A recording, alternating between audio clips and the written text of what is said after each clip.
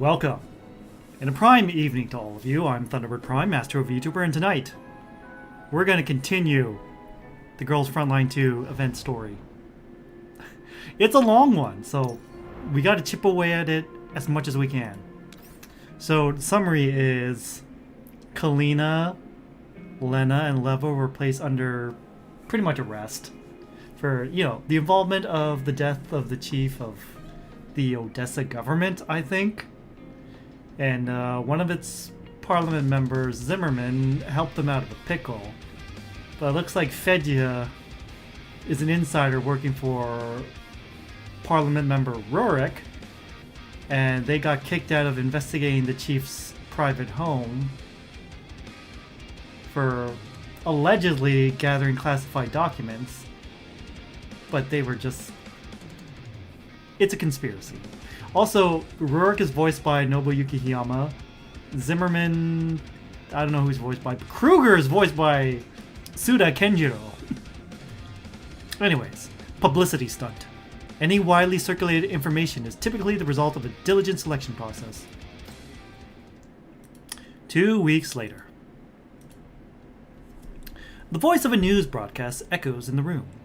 Leva leans by the window, her gaze following the aerial cameras flying across the sky, finally settling on the live footage projected onto a giant screen above the distant commercial street.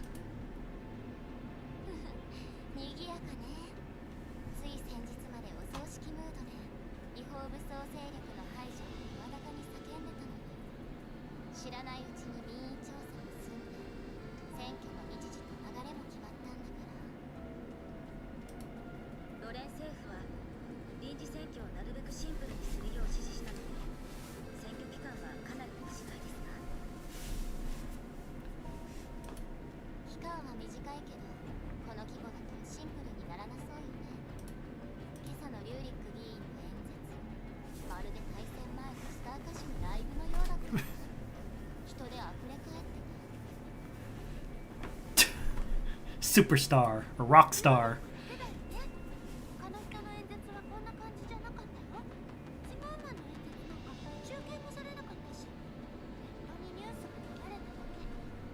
So clearly, Rurik's the clear favorite.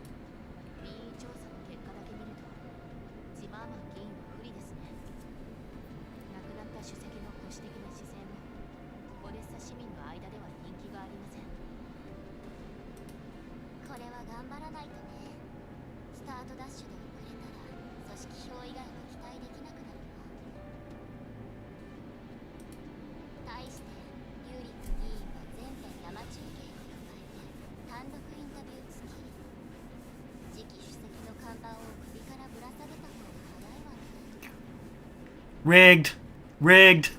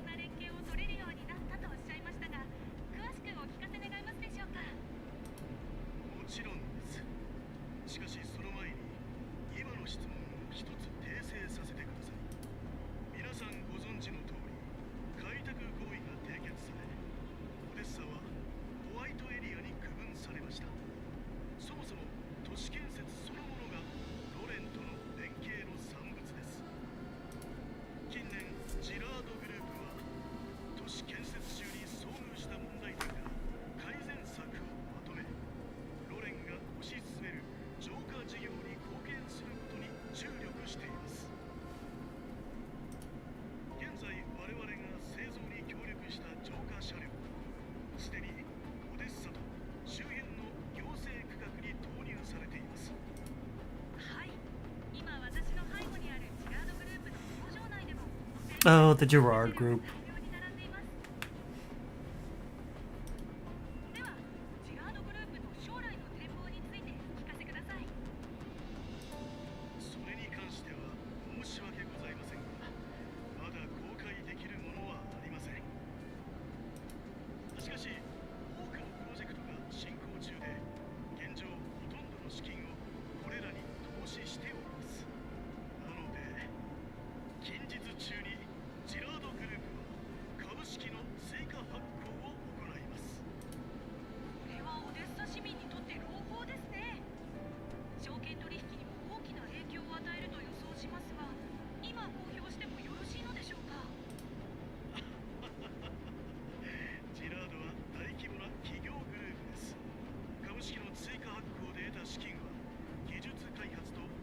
I don't know about that.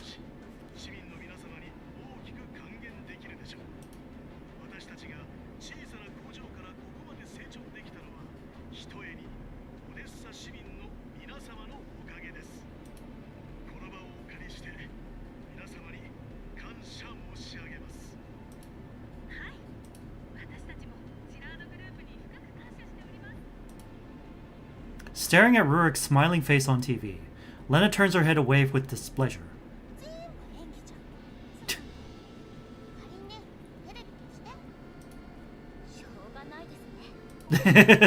Kalina turns the TV off with a chuckle.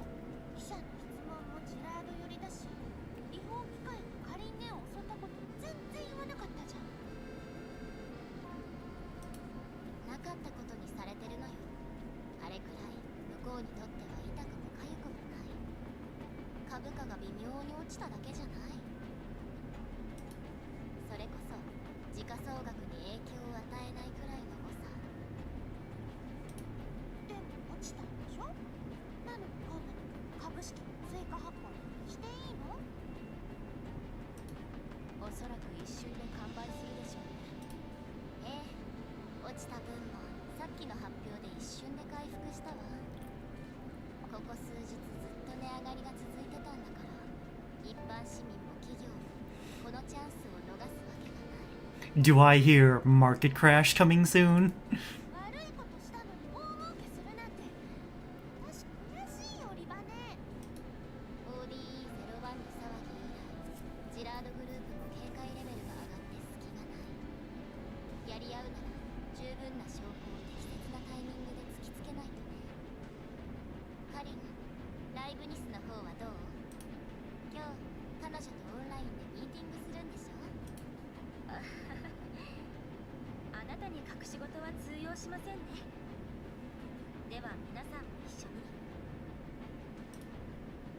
Kalina glances at her terminal.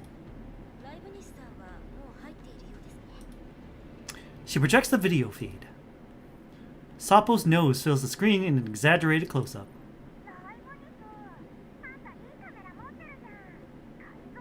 It's like the serious music to the silly music.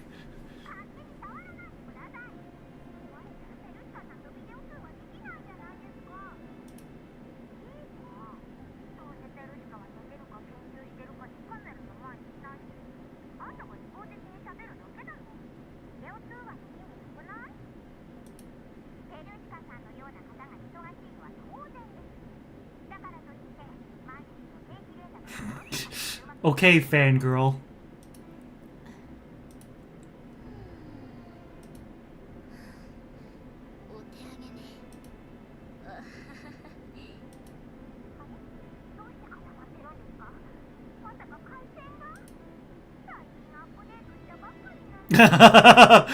Just download more RAM.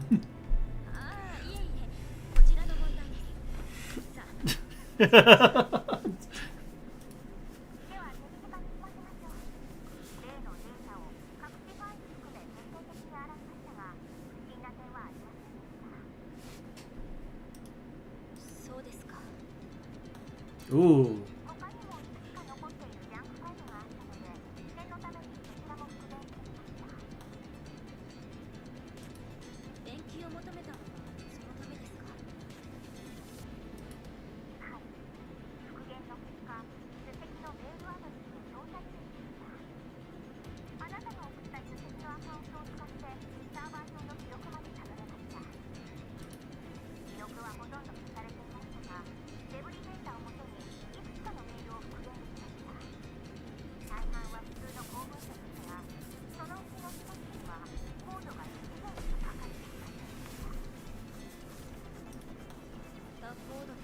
Uh-oh. Olgas?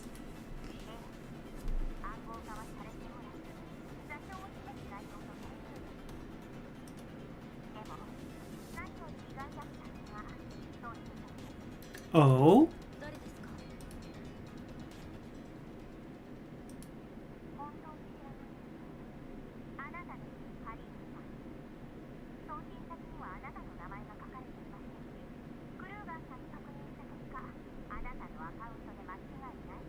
Oh. Kalina quickly checks her mailbox in surprise.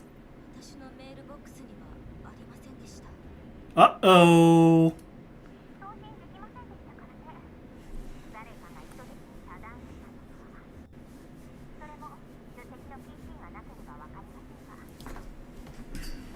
Shit.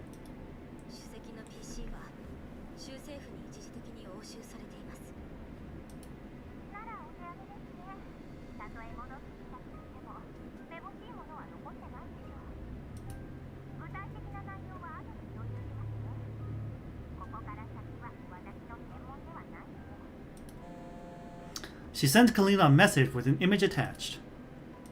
A still from a surveillance video of an empty lab, but at the bottom edge, the tip of a pointed ear is visible.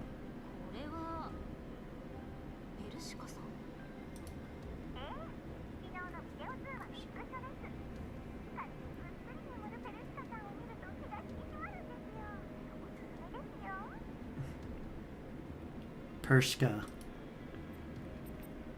Kalina smiles wryly and cranks up the brightness of the photo.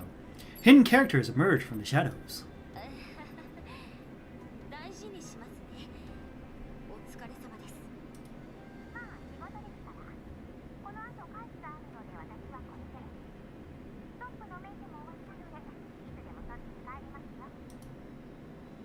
Leibniz quickly signs off.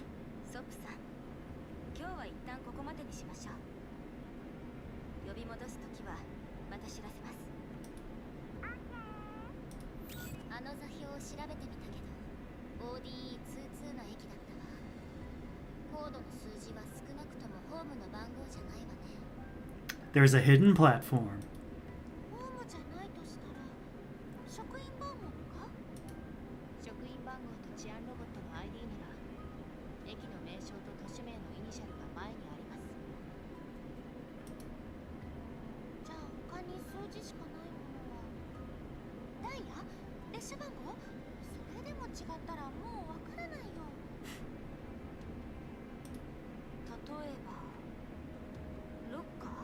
Oh, coin locker.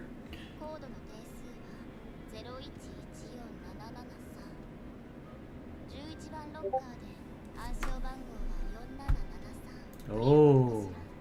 Oh. Oh.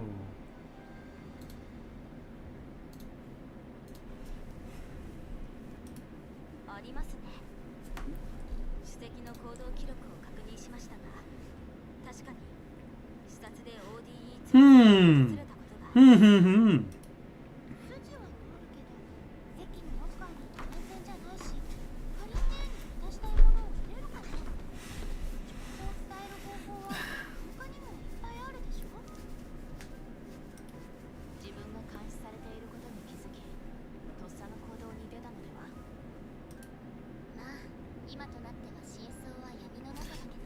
Because he's dead.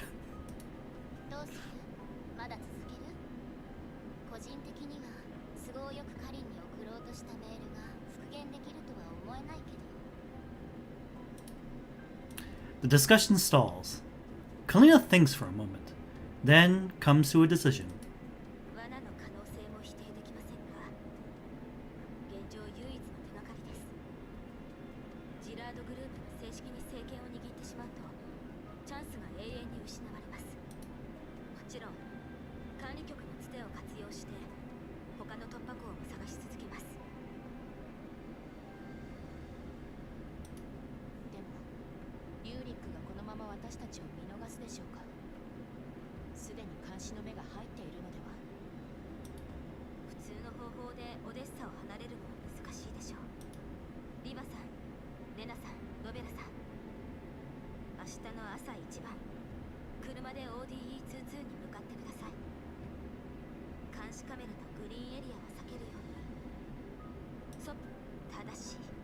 Tadashi.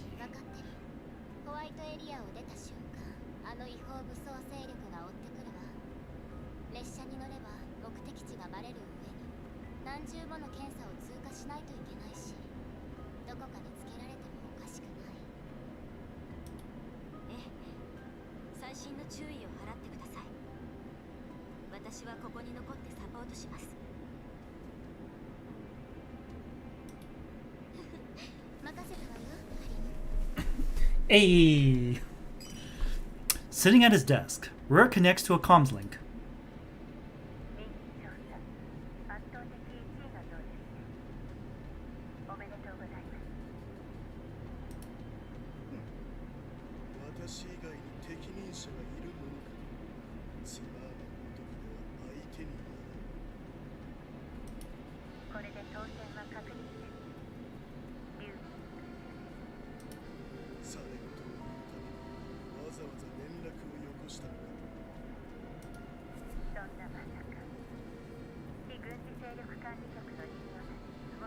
Yep, Fedya's spying on us.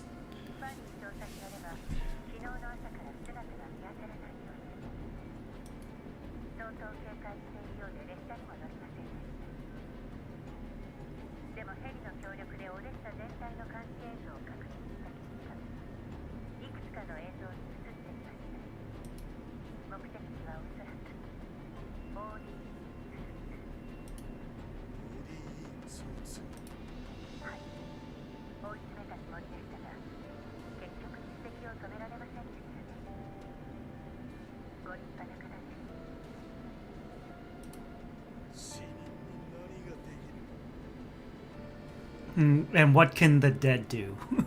Is pretty much what he said.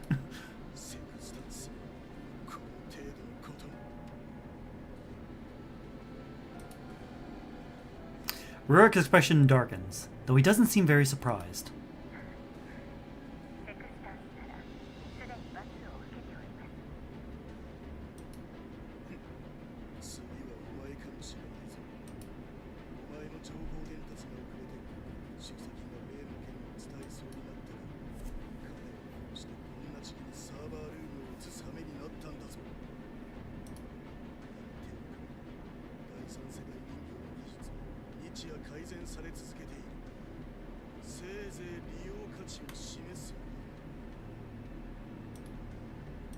Cocoon's voice falters under the rebuke.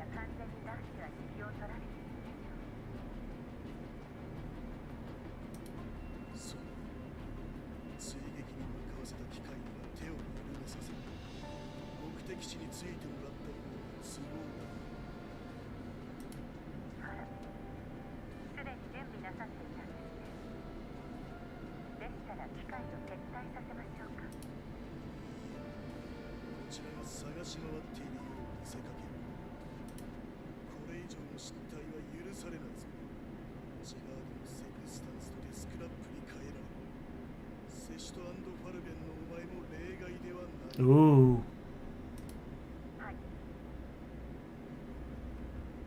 Yay, Soul got lava.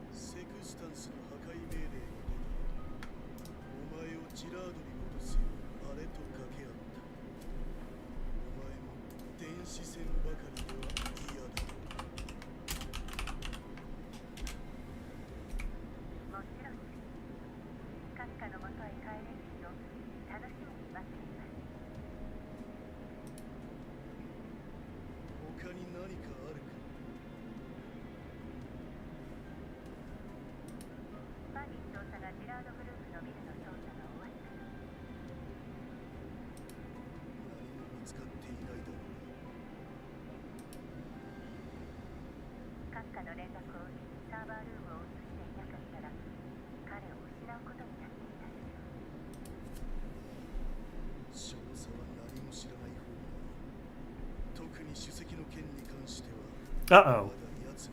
Uh-oh.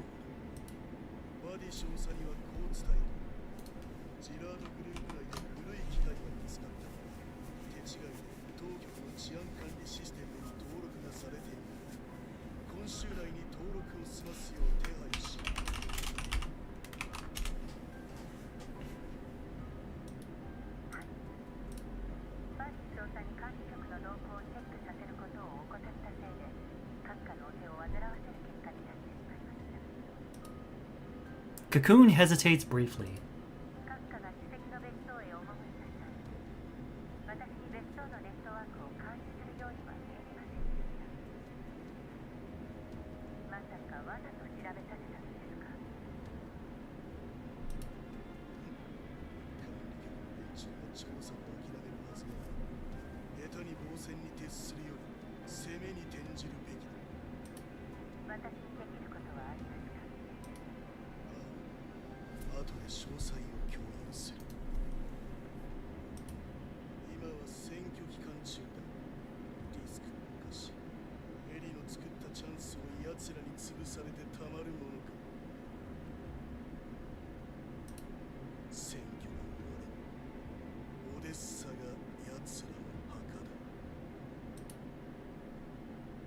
Big talk. Routine traffic stop.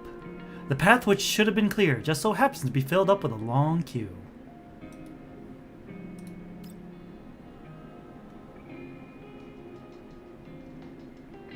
Blah. As the ODE-22 checkpoint slowly comes into view, Lena, sitting in the passenger seat, leans back into the chair with a sigh of relief.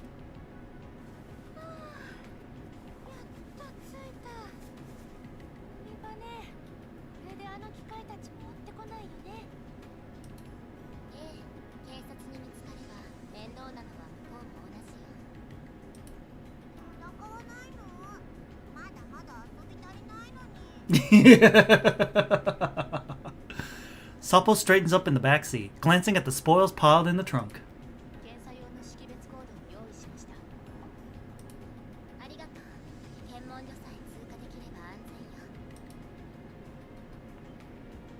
The Jeep drives steadily into ODE-22's city limits and gets caught in traffic.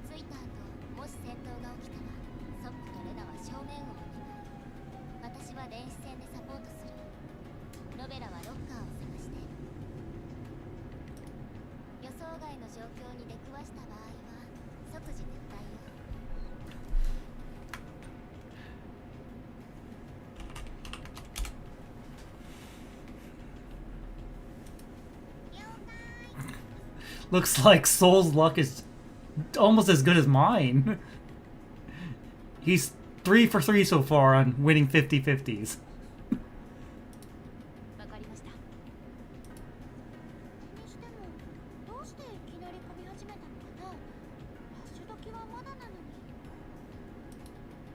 Lena sticks her head out the window, squinting toward the front of the traffic.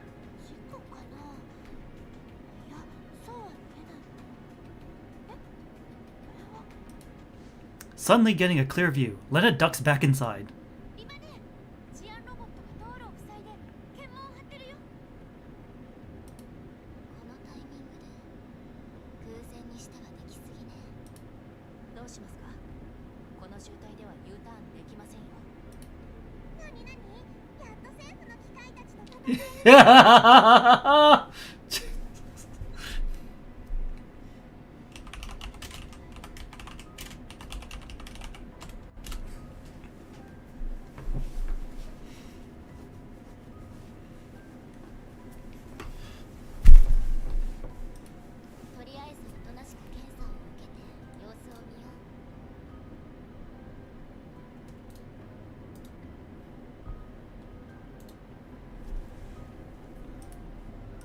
The jeep slowly rolls forward with the line of the cars until, under the patrol droid's direction, Leva brings it to a stop. A small patrol unit rolls up to the window, its camera flashing a green signal as it scans each of the dolls inside.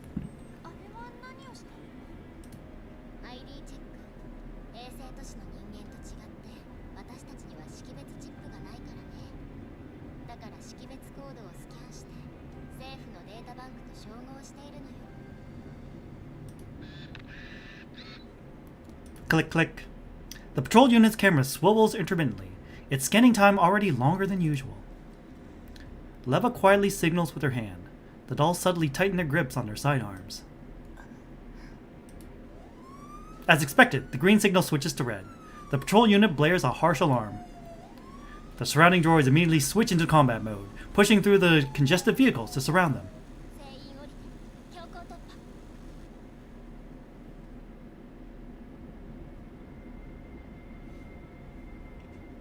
Bookshop! Machine welcome! Enemies approaching. Prepare to break through them. Lena, how are you doing?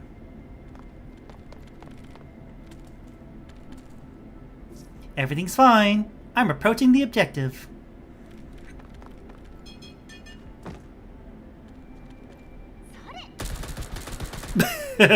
Pop. Got one. Leva, I've reached the objective. Give me a tactical overview of your surroundings. I'll be giving you directions. Got it. Tactical overview sent. I'm ready to go.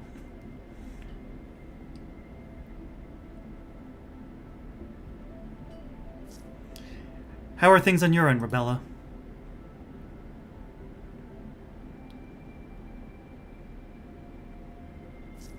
I've reached the combat zone. Reading to break through the security robot's cordon. Alright. Eliminate all... That should be easy. Alright. Combat stato. Everyone got positive charge. Then we got negative charge. Can we even... I don't think we can even climb over these walls. Sure.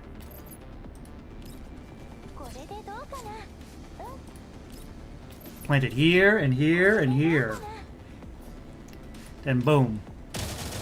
Bye. Bye. That was a little too funny. Oh man, we can't target anything. Shit. Nope.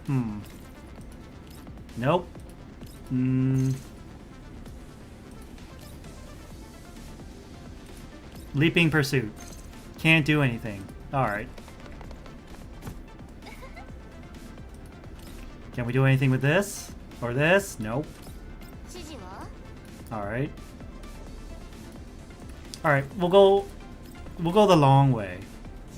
Alright. Coffee! Welcome.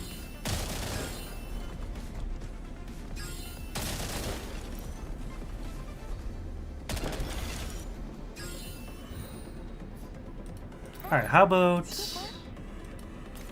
Oh, you're the only one left. Wow. Bye.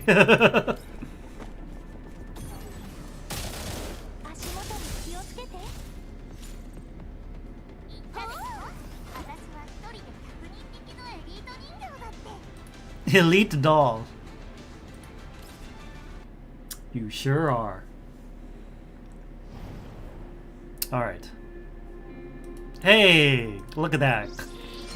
Cubes. Danger sign 1.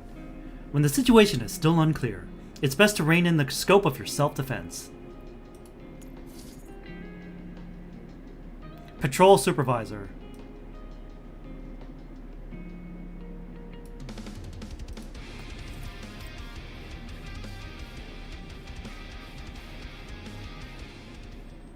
Beep, beep, beep. Once the blaring patrol droids move off, the dolls, hidden in an alleyway, finally let out a sigh of relief. Suppo leans against the wall sulkily.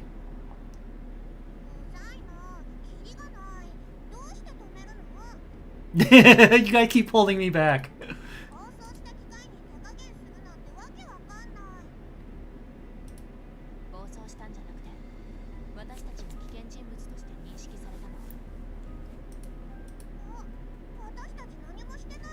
Didn't do anything yet.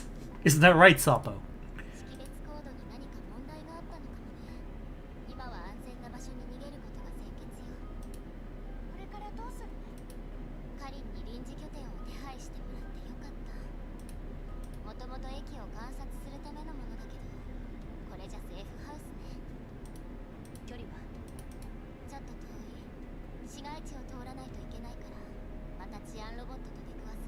Damn, that sucks.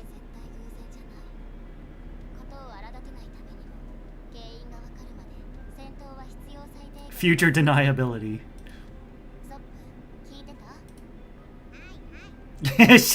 she's pouting. She doesn't like this one bit. It's the exact same map. What the fuck?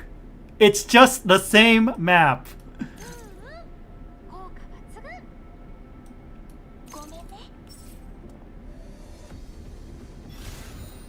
Okay, sure. We'll put you here. Then put you here.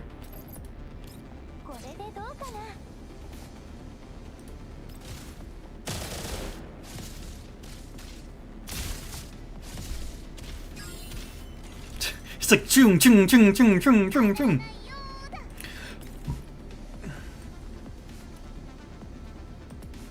Sure, we'll go with this.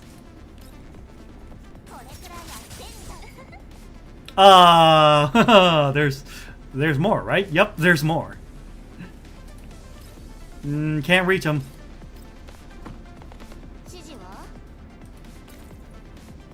There we go.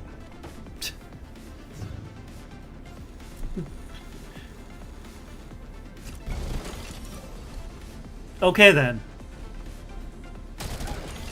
You may have the high ground, but you have no cover.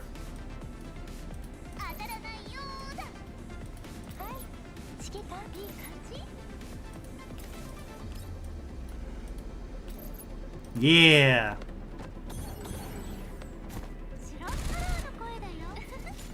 Wow.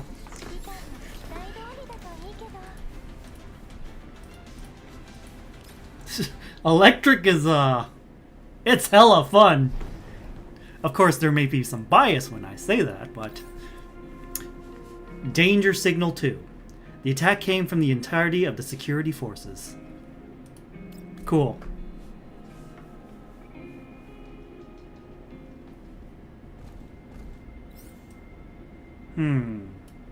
Alright, maybe we should put... Yeah, you over there. Alright. And we'll... Oh, gee. Yeah, it's just the same map, but a different angle. It's literally same map, different angle.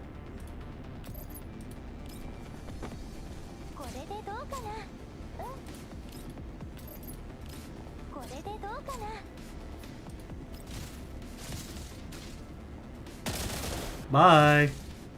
Wow, it's like... Not even... Wow! Holy shit. This is too funny.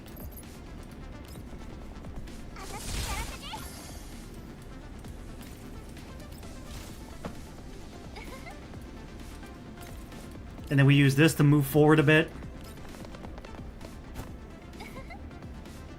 And can't target anything else. Evacuate or kill everyone. I'm gonna kill everyone. It's just easier that way.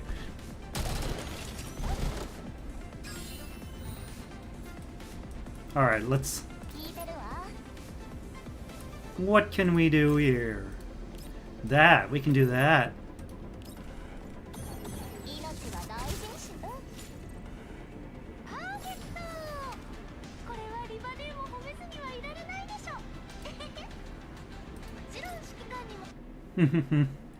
Lena's too precious. LA-18. Bizarre investigation. Excessively convenient timing is enough to expose one's true intentions.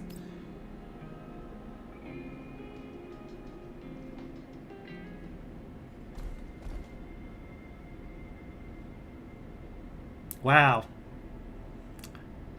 Exposing your hand a little too much, aren't you, Rurik? Alright. Time for...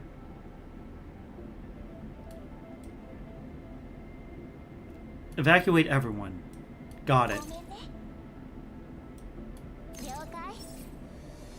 Got it, got it, got it. Now we just go a little bit up.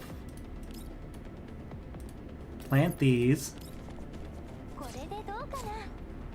And some of these. And just call it a day. Bye. Bye. Got them both.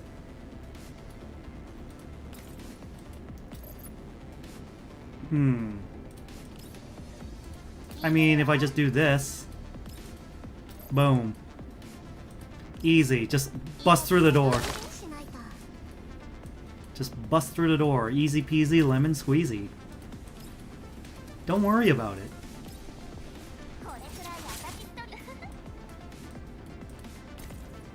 I forgot about the one patrol robot all the way back there.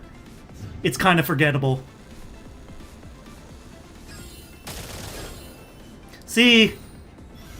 Jiang Yu's got your back. It's like, oh no. Anyway. It's like, oh no, they got alerted. Anyway. We didn't even have to retreat, we just killed everyone. The dolls shake off the pursuit and slip into a temporary safe house near the target light rail station. Lena and Sapo keep watch at the doors and windows, while Rebella silently observes the patrol department around the station.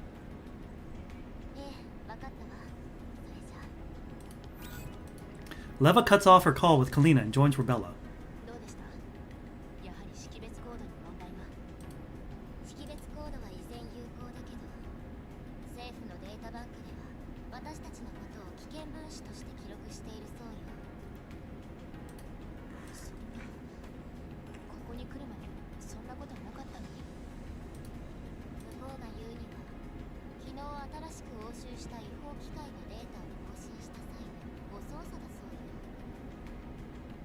Uh-huh, convenient.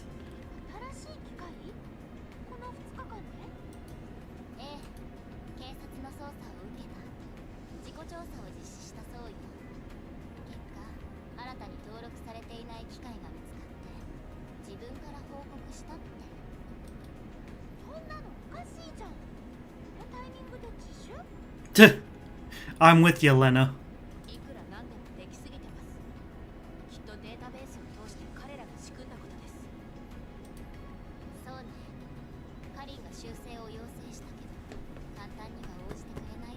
Mm-hmm.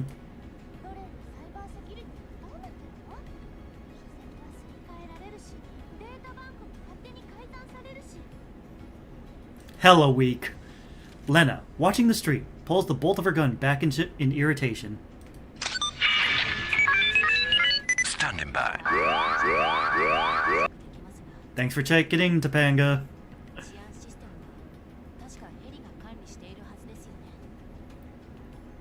Is it Helly and... Yep, Helly is.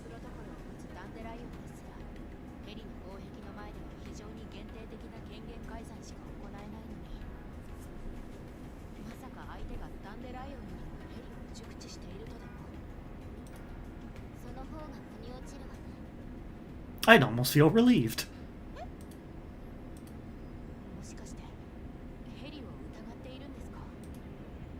Leva shakes her head.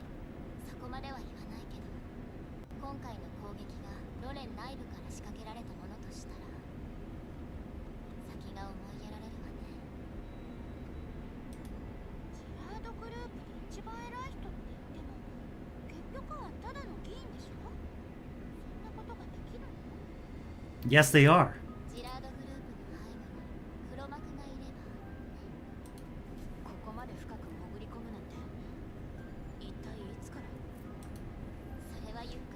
Since the very beginning.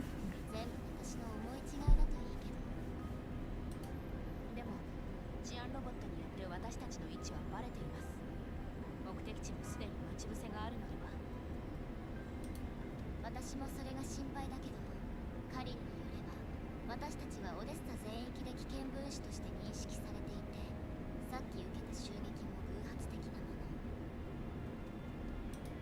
の。もしかしたら私たちの目的を知らずに、ただ識別コードだけを根拠に襲ってきてるだけかもしれない。ロベラ、駅の防衛ライン確認してきたんでしょう。常駐する機械の数も武装も通常の範疇です。ただ臨時に数組の治安ロボットが増え、駅周辺の市街地を巡回しています。私たちを捜索しているのでしょう。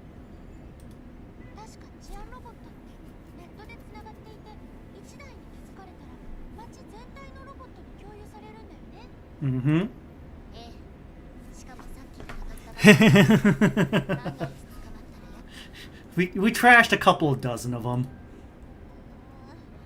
れじゃあ戦っても隠れてもダメってこと？市街地の巡回が終わったら建物を一軒ずつ調べ始める。もう一度カリーナさんに連絡して管理局の支援を要請してみてね。Probably not. さっきの通信で現状をすべて伝えたわ。ロレン内部に敵がいる以上、カリンとの通信もなるべく控えた方がいい。ホワイトエリアであるオデッサと違って衛星都市だと管理局も下手に手を出すことができないわ。だからなんとか助けてもらえたとしても、私たちはもう破壊されてるでしょうね。Buzz, buzz. The vibration breaks the silence. The dolls instantly stiffen. Sapo steers near the door. 大丈夫、メールよ。こんな時に送ってくるなんてどんな用事？ただの業務通知。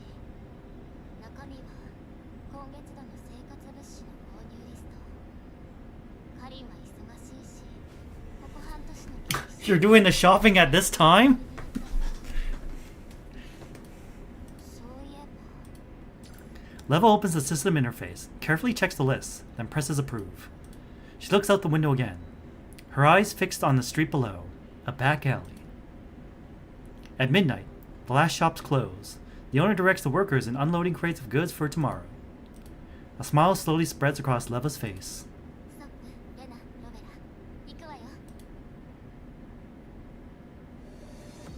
指揮官の期待通りだといいけど。Okay. How much more do we gotta go? Let's see. 1, 2, 3, 4, 5, 6, 7, 8, 9, 10, 11, 12, 13. 13 more nodes! Not including the side nodes. Projection conflict. Mere fleeting moment of chaos is enough window to achieve victory. The iron gate of the warehouse rises slowly. A large truck drives in, the driver steering with practiced ease before killing the engine. Bam! The cab door slams shut. Deft fingers enter a code sequence on the keypad, and the truck's cargo lock clicks open, the doors slowly parting. The dim warehouse lights carve a clean line across the dark interior. The line widens. Crouched and hiding, ready all along, Lena springs forward. In a few bounding steps, she reaches the cargo doors, stomping the ground hard. That's Mishti!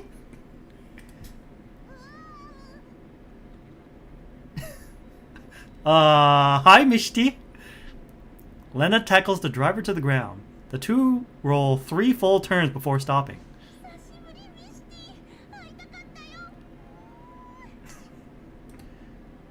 She rubs her cheek against the other's face with giddy affection. Mishti? Question mark? The petite driver pats Lena gently in reassurance.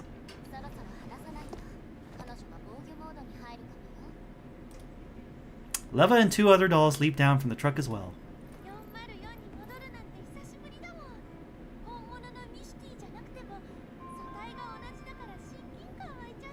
Oh? Duplicate frames? Saying this, Lena bends down and helps the Mishti she knocked over back up.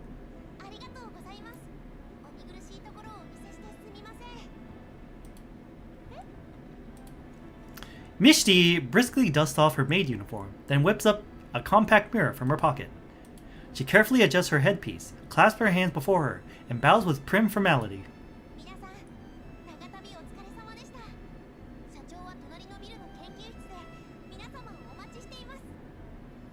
Mishti? Question mark? ここは絶対に安全です。ついてきてください。 Mishti strides lightly towards the door. Lena stares at the ribbon bobbing on the doll's back in mild confusion. Mishti leads the group to the lab. 社長、皆様をお連れしました。 Is it Pershka?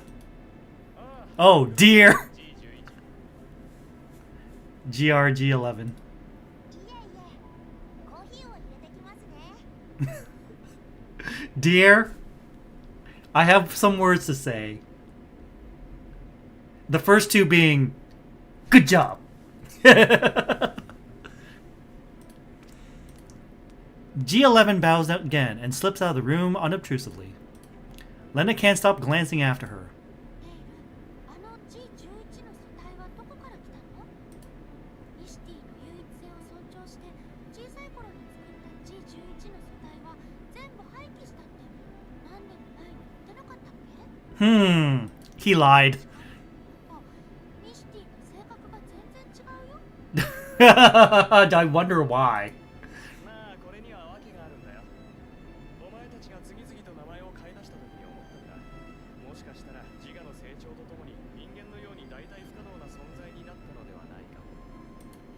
メンタルと素体は別々の技術で作られたものだが、一つの存在になろうとして溶け合っている。だとしたら素体に特定のメンタルを見出すのは時代遅れというか、お前たちに失礼だろうってな。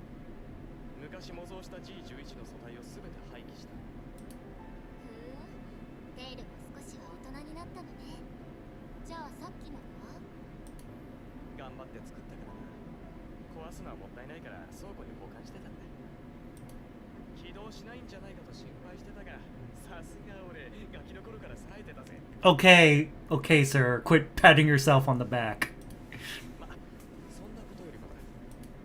早かったじゃないか。合流まであと2日はいるかと思ってた。どうやって気づいた？月末に送られてくるはずの経費審査が5日も前倒しになって、見たこともない仕入れ先がリストに載ってたからね。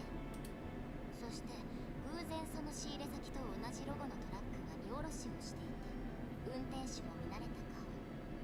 そんなことある？ Damn, you act fast, Leva. こんな無茶苦茶な暗号に気づけるのもお前だけだよ。熱血を見つけた私と同じくらい反応が早かったよね。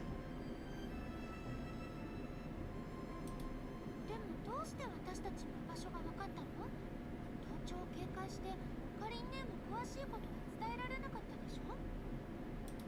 トラックは1台だけじゃなかった。そうだ。ODE22 にはオレンジのチェーン店の倉庫があるんだ。トラックが少し増えても何ら不自然じゃない。でもテールの着火って確か新エネルギー産業関連だったよね。 Ah, he's a trust fund baby. そっちの方が有名だけど、元はスーパーだからな。うちの老人たちもなんとかロレンと取引できないかと半年前に書類を提出したんだが、ずっと音沙汰なしでな。今回は特別に許可をもらったんだ。これで年末の取締役会に向けて深夜が忙しくなるぞ。お前たちのおかげでな。テールって商談もできるんだ。ほとんどの仕事は深夜に任せっきりだけど、全く手伝わないわけにはいかないだろう。家に帰省するだけ。 Trust fund baby. そっか。でもトラックが複数あったってことは G11 も。いやー、あれ1体だけだ。これでも必死に探した結果だ。メンタルデータも適当な民生用人形のものを突っ込んだ。 Some random civilian doll. Sure. じゃあ他のトラックを運転してたのは？うちのスーパーで売られてる民生用人形にビッグドネックピローをつけたものだ。あとはお前たちが気づくのを期待するしかなかった。ずいぶん行き当たりばったりなんだね。運が良かったよ。まあそれは否定しない。ODE22 を商談の拠点にしていなかったら、カリーナがどれだけの搭乗券を提示してくれても応援に来れなかったからな。運も実力のうちよ。I don't know about that. I can't cultivate luck like I can cultivate my skills. で、誰か現状と俺にしてほしいことを教えてくれないか？カリーナからは何も聞けなかった。それについてだけど、 Leva briefs Deer on the events and their current predicament. ほう、ロレンの防壁を破ったのか？すげえな。でしょ？デールもワクワクしてきたんじゃない？ Oh, そうなれば、 baiting his pride, huh? おい待て。何する気？ It almost worked. Deer eyes Leva warily, taking a step back. 今一番厄介なのはロレンのセキュリティシステムを改ざんされたことなんだけど、カリンの口ぶりだと修正にまだ時間がかかるのよね。だからセキュリティシステムをハックして助けてくれない？ Haku onegai. 犯罪に加担させる気か？それに相手が何も手を打ってないわけないだろう。お前たちの識別コードなんかとっくにロックされてるに決まってる。じゃあ新しいのを作れない？ダメだダメだ。識別コードは機械1機につき1つしか付与されない。数と内容の変更は全てロレンのシステムにハックしないとできない。 Standing by. Hi, Knives. Welcome to the stream. We're discussing doing crimes, apparently. だからこそあなたの出番じゃない。細かいことは私たちがやれば十分。技術的には不可能じゃないが、いくら俺でも全く痕跡を残さずにやることは不可能だ。うちはようやくロレン政府と取引ができるようになったんだ。勝手な真似がバレたら警察に捕まる前にシーヤと老人どもに突き出されちまう。just throw the trust fund baby under the bus. それは困ったわね。私たち4人は見つかった瞬間逮捕されるし、尋問されたらこのこと言っちゃうかもね。 You're cornered. なんだよお前たちは。普段は勝手に寝るわとぼけるわ。いざとなったら落としか。 One sleeps, one plays dumb, one threatens violence, and now you want to throw me in jail. Okay, Mishti. One plays dumb. That could be Belka, but I think she's genuinely dumb. One threatens violence. That's definitely Klukai.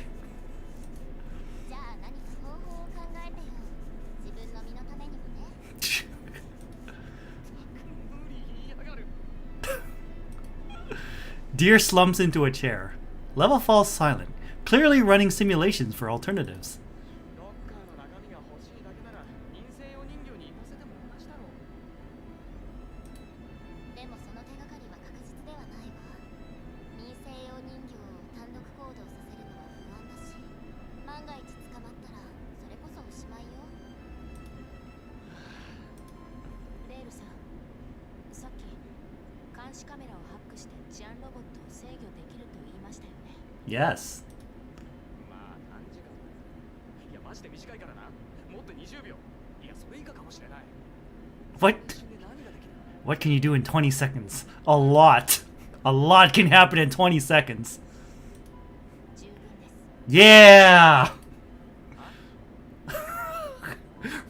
Remember, dear, these are elite T-dolls. 駅の配置も見ました。駅員は2名程度。ほぼ機械によって運営されています。だから機械を暴走させればいい。1台2台操ったところで焼け石に水だろう。操縦できる時間も短いし、何をさせればいいんだ。 I can't have them shoot. かわすわけないよな。 No guns. 治安ロボットに私たちを見つけさせればいい。 But if they think they've spotted us, that's... Ooh. あ、さすがロベラ。は？どういうことだ？わかんない。リバネ教えてよ。 Please tell me, Levane. 警察側は人数が足りないから、私たちの行方を追うためには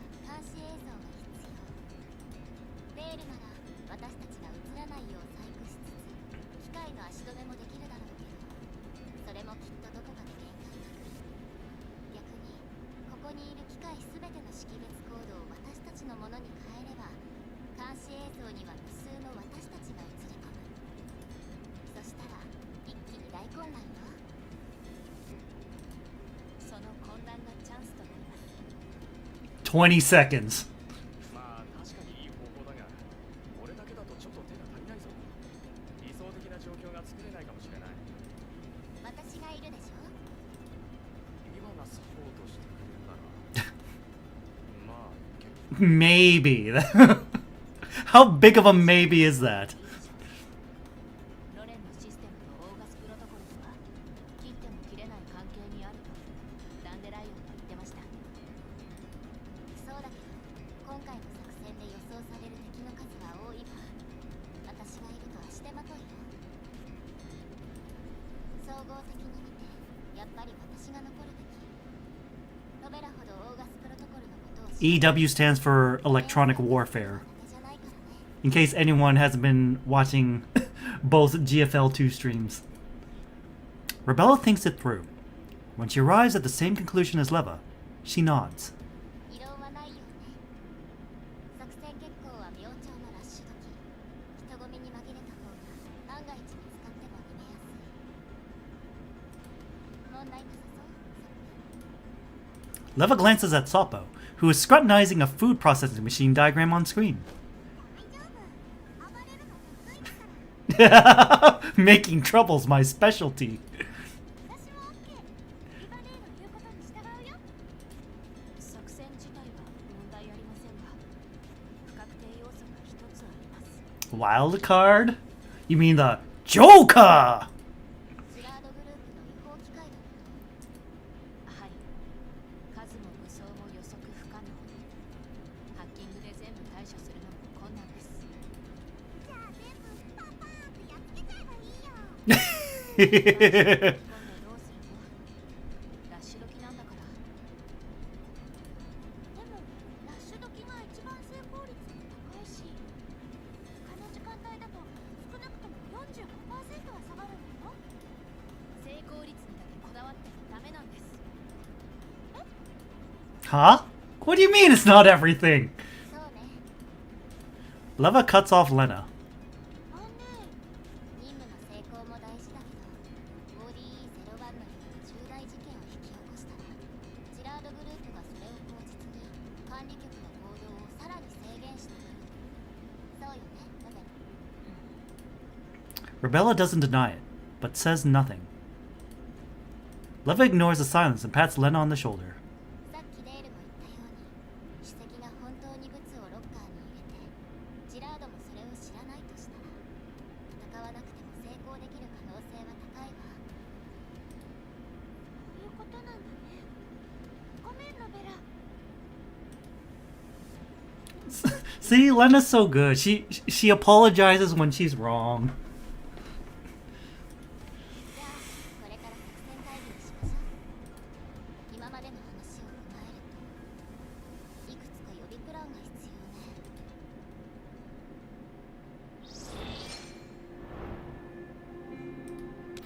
要ね。 Invisible tactics. Hidden by skillful cover, you can approach your goal as though you were invisible.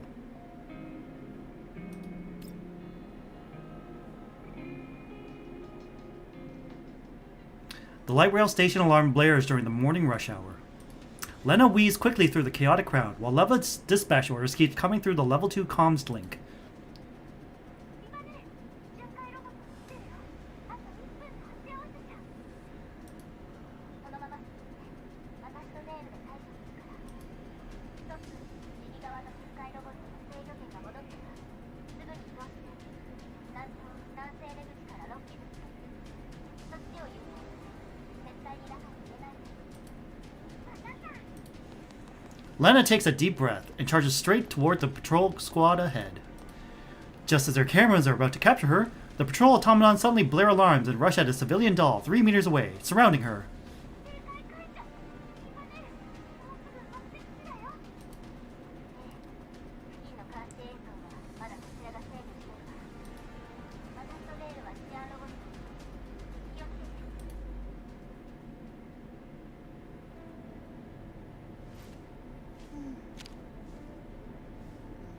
うん。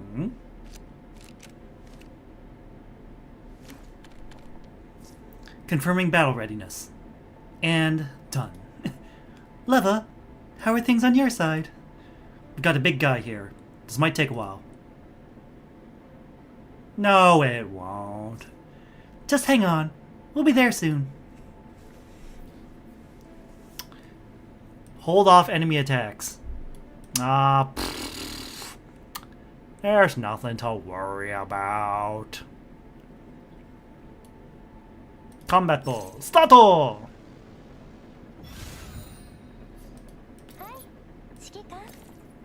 Alright. Plan one here. And one here. And done.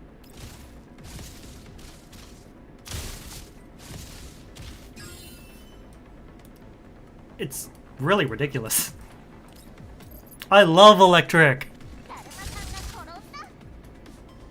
Alright, can we hit anyone? Nope. Nope. Nope. Alright, just go up. Alright, can we hit you with this? Yes, we can.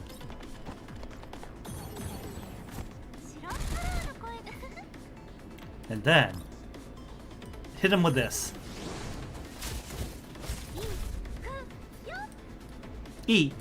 Yo. Alright.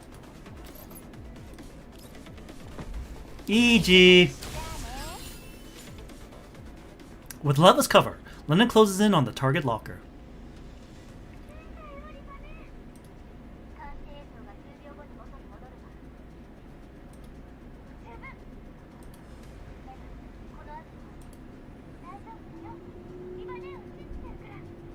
Aww.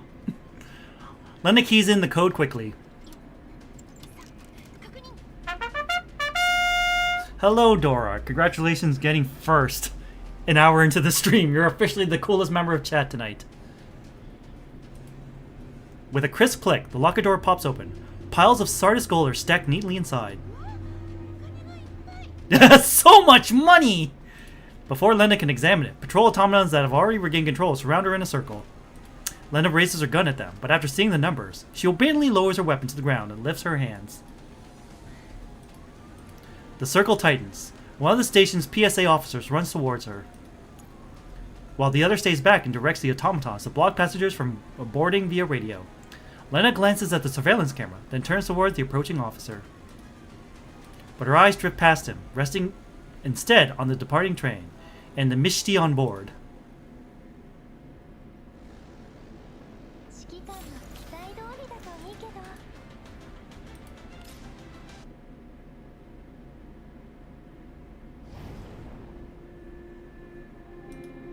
Hidden clues. The most dangerous place is the safest place. A contradiction, and yet.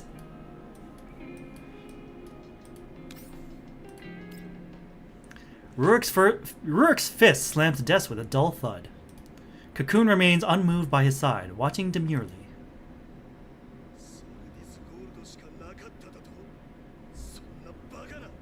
What do you mean there's only Sardis gold?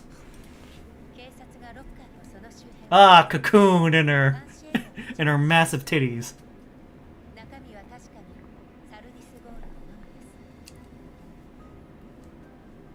The locker doesn't contain only Sardis gold.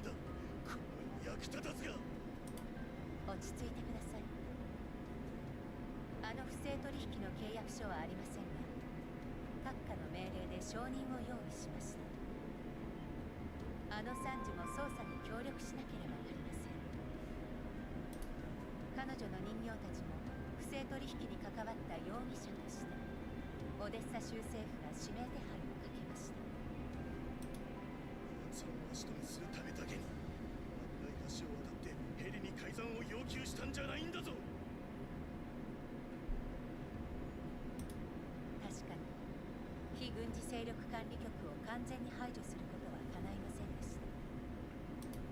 駅に貼り付かせたものによれば、今朝時点までサルディスゴールドも契約書もロッカーに入っていたようです。相手もくせ者です。その場で最悪の可能性を計算し、契約書を何とか持ち出したとして不思議ではありません。全部言い訳だ。お前はどうなんだ。駅のセキュリティシステムのハックも止められなかっただろう。申し訳ございません。セキュリティシステムを強化したはずですが、まさか設計そのものの穴を利用して制御権を奪取するとは。ヘリが識別コードの改ざんを行ったので、私は違法機械の操作に演算力を割きました。ゴミが Garbage. 閣下のお怒りはごもっともです。ですが指摘のメールはすでに閣下が握りつぶしたので、彼女たちがこれ以上調べても無意味です。この機に乗じて公庫の憂いを断ってみせましょう。証人たちだが、役目を果たした後どうするか分かっているな。Uh-huh. ええ、 With Cocoon's soothing words, we get a raid from Seoul. Welcome, Raiders. I'm Thunderbird Prime, Master of VTuber. And as you can see, I am also playing Girls Frontline 2 Exilium. How's the story going? We have kind of a shaded silhouette of Cocoon. And, nice. And I watched your polls as I was reading the story. I'm like, damn, you stay winning.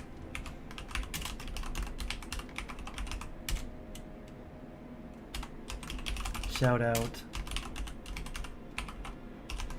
Which means I was lurking in your stream, which means I have to not watch myself now anymore. Because that's just awkward. Who does that? Who watches themselves? Couldn't be me. だからお前をセシトに所属させるのには反対なんだ。彼女を痩せることしかできない脳なしどもか。ジラードグループの財力からすればはした金ですが、あれがセシトを重要な地位につけさせたのも、パラデウスとの協力を考えてます。That name again. どの Paradeus. 自分たちの手を汚したくありませんから。RNG favored you and me both. 2体は過ぎた待遇だ。セクスタースは失敗の責任を取って破壊されたので、現在ジラードが名義上所有する人形はダーチュラしかありません。名義だと。そんなものに何の意味もない。おっしゃる通りです。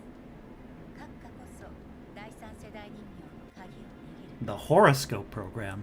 ジラードグループがなければ、ホロスコープ計画の机上の空論でしかありません。 We Kamen Rider Forze in here now. Rourke soaks in Cocoon's flattery, though his face stays dark. 役立たずと。片やクロード家の若造に手を下し、口封じで管理局に尻尾をつかまれ、片や足止めすらままならない。その実験体もあの賞金ハンターが持ったままだ。Ah, he's talking about me and Helena. ご心配には及びません。パラデウスとの接触も実験体の奪還も全てセシトが担当しております。閣下は選挙に専念してジラードグループを率いてオデッサを掌握し、第三世代人形の改善に努めるだけでいいのです。だけだと。ジラードの生産量を締め付けながら第三世代人形を改善しろというのか。しかもお前だけをよこして何になる。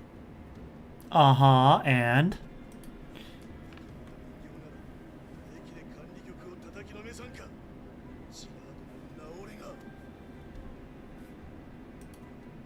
望させてしまい申し訳ございません。ダーチャーの調整はまだか。 Oh, are we gonna run into Darcher again? I thought we were done with her. エルモ号の人形たちと交戦した際にメンタルに損傷。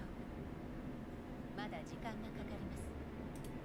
けれど今は選挙の大事な時期です。むしろちょうどいいでしょう。戻ったらセシュとのやつらに伝えろ。次の四半期分の寄付金をよこさなければお前とブルースフィアの所属は保証しないとな。Haha, about that. 代表にそうお伝えします。 The dolls return to Deer's company. Sapo, heavily damaged, is sent for repairs. Leva closes her inbox with a sigh. 参ったわね。契約書はなんとか持ち出せたけど、まさか承認まで用意してくるなんて。先ほど管理局がレナと私たち3人を違法取引に関わった疑いのある人形として内部通告したわ。オデッサ州政府は証拠不足でカリンを追い詰められなかったけど、捜査の手は入るわね。別荘でデータをコピーできたのもリューリック議員が手加減してたからでしょうね。せっかちな人間にしか見えなかったけど、意外と策略家じゃない。レナとカリンもようやく偽造識別コードの疑いが晴れたというのに、また新たな容疑をかけられているんだよね。Poor girls. あなたが考えた予備プランでしょ。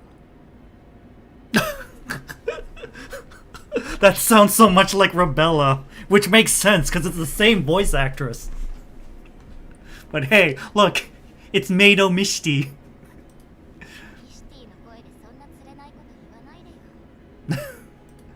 ロベラならわかるでしょ。あの場がどれだけ緊急だったか。あの契約書が州政府に見つかったら、管理局の参事が違法取引を行ったという既成事実の出来上がりね。 Oh.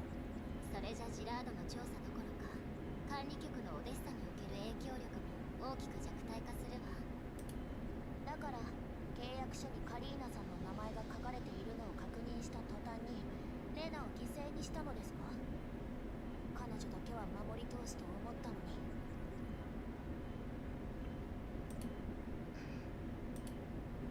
Leva freezes for a second, then smiles again.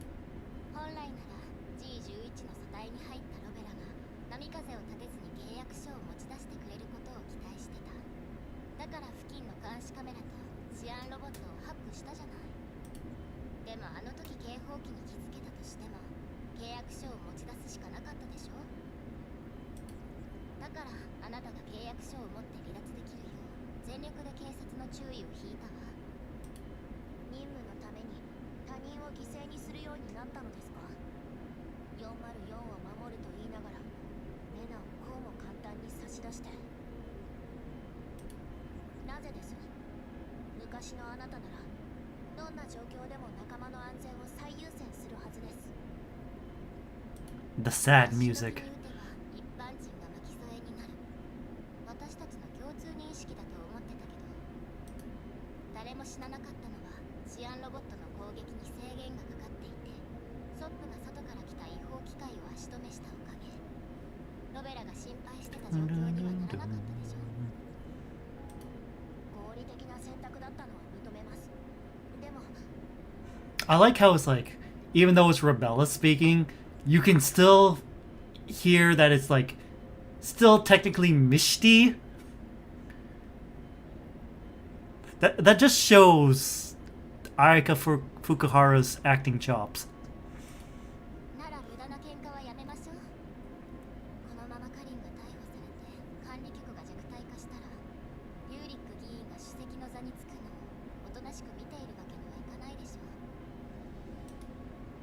Leva is still wearing a smile, but it seems a little strained. She gets her neurocloud to calm down a little. ロベラがこんなに心配してるのを知ったら、あの子きっと喜ぶわ。友達の無事が何よりも大事です。安心して、契約書と局長の手腕さえあれば、レナもカリンも管理局も大丈夫よ。当ですか？じゃなければ管理局の内部通告なんかじゃなくて今夜のニュースに流れてたわ。レナには申し訳ないけどちゃんと考えた結果よ。理性的な決断を下せるのが人形の強みだもの。 Rebella ignores Leva's pointed words and changes the subject. なんとかジラードの罠を買わせても手がかりがなくなりました。主席が何かを残したとしてもきっともみ消されているでしょう。これだけのリスクを冒して収穫なしだなんて。そうとは思わないわ。え、それもロベラのおかげでね。 Leva hands her device to G11. これは私が撮ったロッカーの写真。ビンゴ。あなたが几帳面に撮ったロッカー内部の写真ちょっと調べてみたの。何か気になることでも？ G11 stares at the zoomed image. The inside of the old locker is rusty, smudgy, and littered with scraps of cheap ads from small vendors. 人間が好きなロベラなら知ってるわよね。東大元暮らしってことはさ。まさかここに？中に貼られた広告を見たけど面白いリンクが貼ってあったわ。 Leva opens a web page. 土地売買契約。厳密には草案だけどね。契約者が書かれてない。場所は ODE04 ね。見に行くんですか？ええ。広告の中に土地売買契約の草案が紛れてるなんておかしくない？ロッカーが安全じゃないのはみんな知ってるし、それを逆手に取ったとしたら。どうせしばらくオデッサには戻れないし、カリンとも連絡が取れないなら少しでも可能性のある手がかりをたどった方がいいでしょ。私の演算結果だと確率は低いですね。いきなり人形らしいこと言うじゃない。状況に合わせて方法を選んでるだけです。じゃあどうする？行きます。 AR 招待がここまで来れた確率なんてこれよりずっと低かった。テールがソップのメンテナンスが終わって修理設備が空いたって。これで元の素体に戻れるわね。それと G11 shoots Leva a sidelong glance, then heads for the repair room. She hesitates, but before walking through the door, she remarks earnestly, ダイナーゲートの方がマシです。 Wow!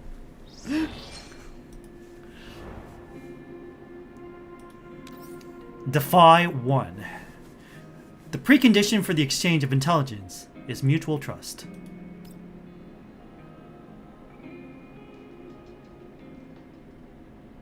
Once Rebella has switched back to her own frame and gone through a series of calibrations, Leva's group heads for the address marked on the land deed. Leva orders Sapo to scout ahead, while she and Rebella wait for a short distance away. ただの郊外の古い別荘ね。通りでマップに載ってなかったわけだ。せっかく来たのにつまらないわね。レールさんのおかげであまり襲われなかったことを喜ぶべきです。厳しいわね。来る回みたいに撃破数を成果にカウントするタイプ？事実を言ったまでです。そう。今度はオデッサ各地の監視映像に私たちの痕跡を残すよう上書きして、これで当分の間かく乱できるはずよ。レールの腕ならもうオート操作に対応させてるんじゃない？おそらく。先ほど新しい暗号化サーバーを立ち上げました。オッケー。これで私たちもアクセスできるわ。ちゃんと安全だといいけど、戦ってる時に後ろから攻められたくないからね。 True. 敵の電子戦能力はあなたを上回っているというのですか？ You always have to be open to the possibility. さあね。カリンと主席の通信は何重にも暗号化されてたし、主席側で起きた改ざんもすぐには気づけなかった。リンと指揮官の通信暗号もクラックしたってレナが言ってた。認めたくないけど電子戦能力は私と同等以上よ。引き分けになったら運がいいくらい。そんな相手に隙を突かれたらひとたまりもありませんね。そうね、あっけなくやられちゃうわ。第三世代人形のあなたから見て、電子戦モジュールに 75% の機能を回しているとき、戦闘に避ける演算力はどれくらい？そうですね。第三世代人形だとしても、実戦と電子戦の双方で戦果を得るのはやはり困難と言わざるを得ません。電子戦の勝率にこだわるなら後方に控えていた方がいいでしょう。私とソップならソップが前衛、私が後衛として電子戦でサポートします。とはいえ相手も同じ戦術を取ってくるでしょう。まあそうよね。 Sopple comes running quickly from not far away. 塀の外を一周してきたけど何もなかったよ。この様子だともう誰も住んでないね。2階の窓なんかひびが入ってたし、食べ物とかガソリンの匂いもなかった。茂みが邪魔だから様子を見るならやっぱり中に入らないと。そう、じゃあ行きましょう。ひひ、そういうと思ってさっき鍵を壊してきたんだ。入り口は反対側だよ。あれ、どうしたのロベラ、顔が変だよ。庭に敵がいたらその行動で完全にバレるでしょ。だってあの鍵古かったし、ちょっと触っただけで落ちちゃったんだもん。まあまあ、塀をよじ登らずに済んでよかったじゃない。警戒すれば問題 Are we ない。 gonna just bust through the front door? Leva's group circles around to the main entrance. But just as they reach the corner, Sopple suddenly raises her hand. Leva and Rebella instantly dart aside, pressing against the thick shrubs. The dust-covered leaves tremble lightly, but make no sound. 待って、様子がおかしい。敵？ゲートが開いてる。さっきは鍵を壊しただけ。ベアリングも錆びてたし、そんな簡単には開かないはず。 Leva scans the surroundings carefully, then signals Soppo to switch to level 2 comms. 反対側から回り込んで、そーっとね。合図したら同時に突入して。オッケー。 Pincer attack! After a moment, Sopple peers out from the bushes on the other side of the yard. ゲートに足跡があった。最近落ちた中に錆もある。ここまでの道は長くなかった。この短時間で忍び込むなんてよほど慎重ね。でも、そんな兵器なのを狙うかな。まだわからない。でも入らないと始まらないわ。ソップ、ロベラ、3秒数えるわよ。3、2、 Ichi! Leva counts down through their level 2 comms link. The dolls tighten their grips on their weapons. Sopple bursts in first. Gunfire explodes in the yard. Soppo dodges nimbly. Rebella and Leva immediately fire toward the sound. Black shadow flashes toward the back of the two-story villa. Bullets trace its steps, gouging a line in the ground. 不動15度、距離44。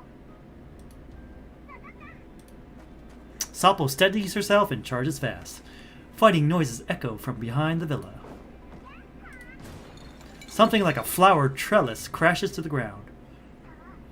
力がすごい。ロベラ、フォローして。私は周りをチェック。はい。 Rebella quickly dashes around the villa. Rat-tat-tat-tat-tat. Bullets spray into the sky. Silence falls. 武装解除完了。目標制圧。リバ、そっちはどうですか？今のところ他の敵はいなさそうね。泥棒を捕まえたかしら。それが。いや、来たらわかります。Uh-oh. どうしたの？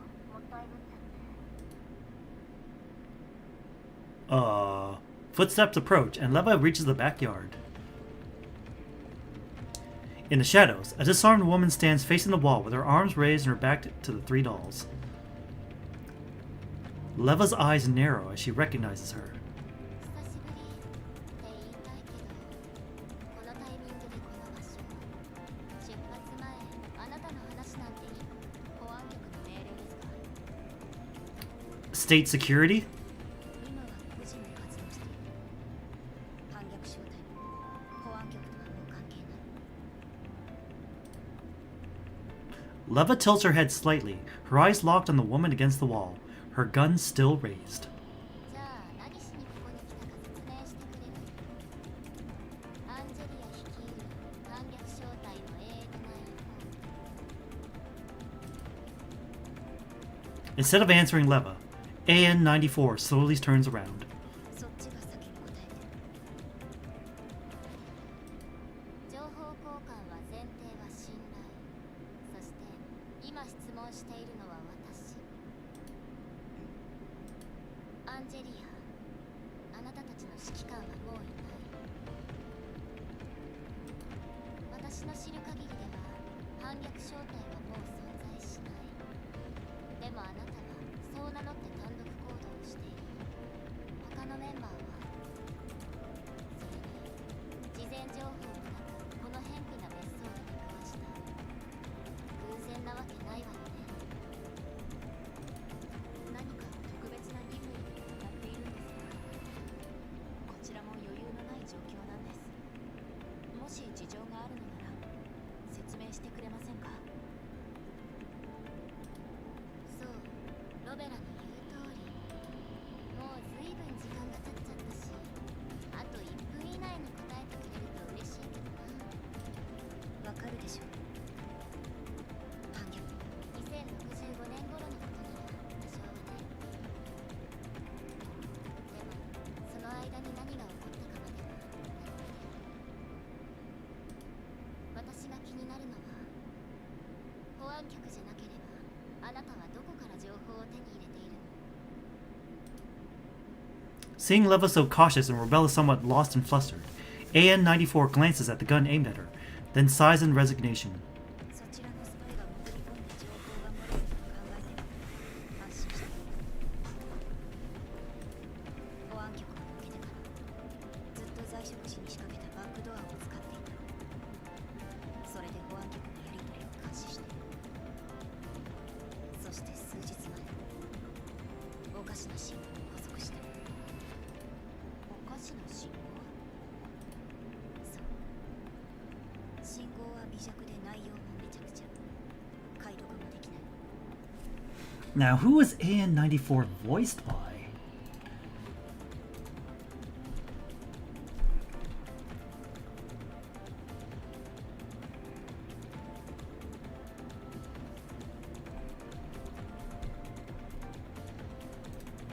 Alright, AN94 Girls Frontline. Let's see. AN94. They should retain their voice actresses. Manami Nakamura. Where have I heard that name? Hibiki and Idolmaster. Saya and Dagashikashi.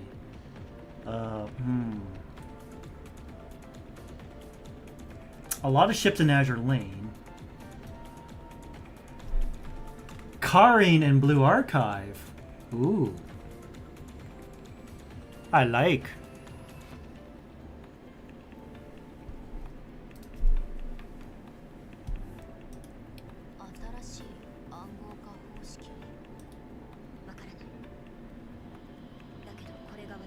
Yeah, that's Karin. That's Karin, definitely.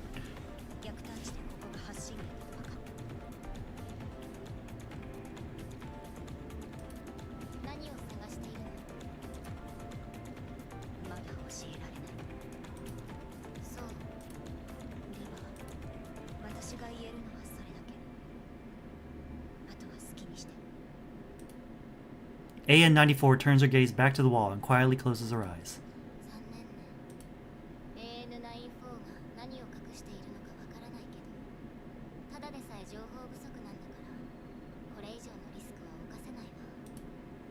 Leva shrugs and walks towards AN-94.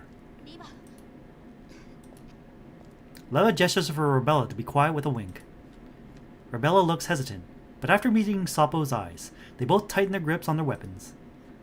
In the night, the black gun barrels glint coldly. だから Leva takes hold of AN-94's raised right hand. 手を組まない AN-94 も来てるってことはやっぱり何かあるわちょうど今手が足りないし臨時隊員にならない疑わないの？疑ってるわでも2065年頃の反逆正体の行動とそれに所属しているあなたのことは多少信頼している今日という世界があるのもまあどうしようもない世界だけどあなたたちには感謝しないとねあなたの言うことが本当なら私たちは敵じゃないどう分かった。あら即答してくれるんだ無駄な消耗は避けたい。私の任務もあなたたちと関係ないし、敵ではない。ここを探索するという目的は一致している。よかったかつての戦友と戦わずに済んでそれじゃちゃんと挨拶しましょう久しぶり AN-94 久しぶり。リヴァ、ロベラ。それから AN-94 looks at Sapo questioningly. ソップ。それからもう AN-94 と呼ばないで。今の私はアルガ。 Everyone gets a new name. With some light rustling, Sapo, gripping the cable, slides quickly downward and lands lightly.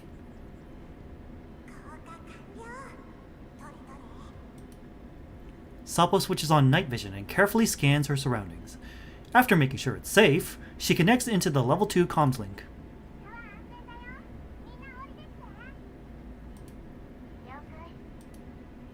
Soon the three dolls descend one after another along the elevator cable. With the help of night vision, they can roughly make out the fact that they're at the end of a passageway. The passage is about 2 meters wide, winding through the underground, its destination impossible to determine. 壁沿いに移動命令があるまで撃たないで At Leva's command, the team moves out. まさか別荘の地下にこんな広い空間が。ソップの痕跡をたどって冷蔵庫裏の隠しエレベーターを見つけたおかげねそれくらい楽勝だよそうだみんなが降りてくるまでにチェックしてみたけどエレベーターには電源が通ってたから動かなかったのは権限の問題だねここのセキュリティシステムは手強いからね。全部掌握するのは不可能よ。リヴァ、道中の監視カメラを処理します。ええ頼んだわ The dolls continue forward, all the while carefully evading surveillance. どうしてこんなに道が長いのさ出口が近づいてる。機械の音だみんな気をつけて After a fully armed patrol of automatons passes, the dolls step out of hiding and find the passage joining a much wider, taller tunnel. この通路、中型トラックくらいなら入れそうですね。輸送用通路に見える。一定間隔で隔離ゲートがあるし、さっき私たちが通った道を含め、多くの分かれ道がこの通路につながっている。ええしかも地面は体重仕様何か大きなものを想定してるわね狭い分かれ道は人間用一気に広くなったのを見るに、きっとさらに大きな出入り口があるのでしょう。ここって地下100メートルくらいあるよね誰も通らなくなってから結構経ってるよだから怪しいの。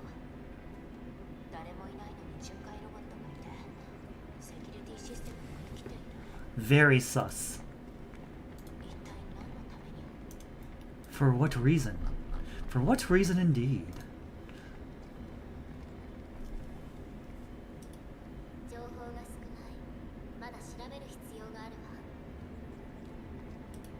ロベラは私と途中の監視カメラの処理いざという時の電子先端で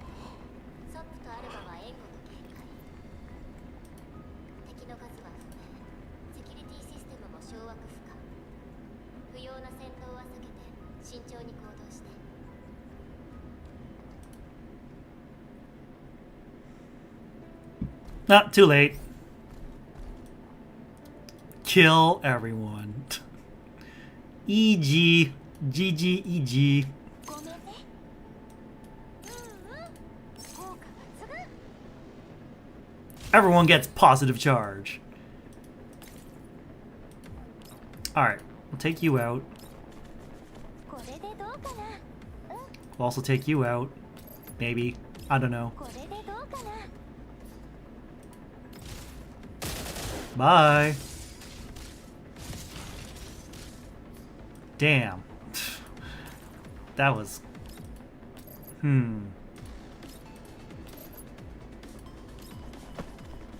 れくらい私一人で十分。 Got him. いい感じ。 Yeah. 白カラーの声が。 Can we get them all? Nope. How about the smiling cube? 見つけた.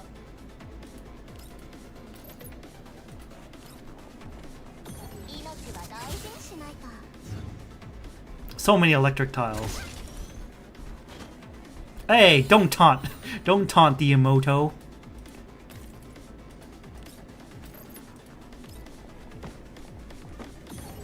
静かにして。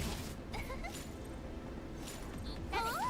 私は一人で100人匹のエリート人形だって。 Yeah. Great job avoiding the combat. Listen. There's no one to alert the combat if everyone is dead. Defy 2. If you're not an enemy, we can work together.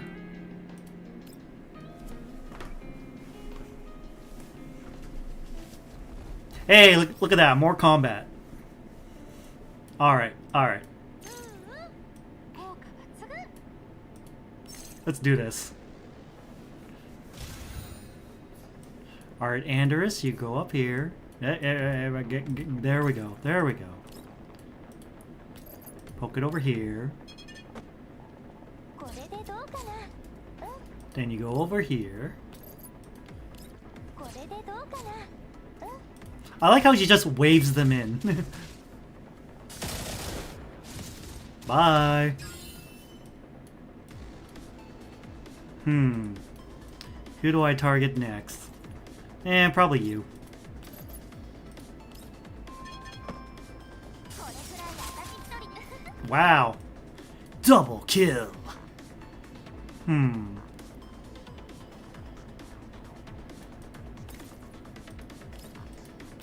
Sure.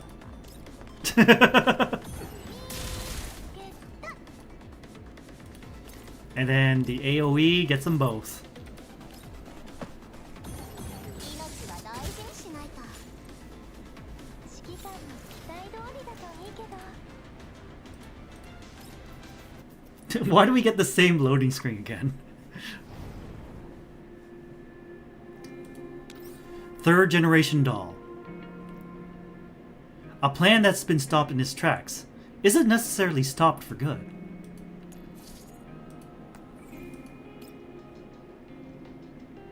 There we go. We have Kolfne doing a JoJo pose in the back. After some investigation, they arrive before a sealed electronic door. このゲートの電子スクリーンも壊れてる。中は何？まさかまたちっちゃい実験室？これで少なくとも4つ目だよ。どれも似たような見た目だし、古い小型治安ロボット以外何もない。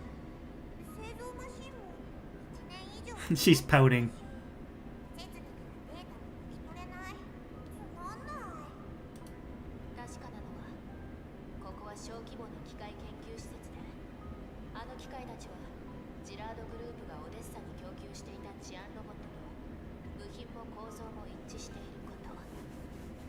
ロゴはついてないけど、おそらくこの施設はジラードグループのもの。ここは当たりかもしれない。でも主席を殺したり人材をふっかけたりここを念入りに守っているのに結局古い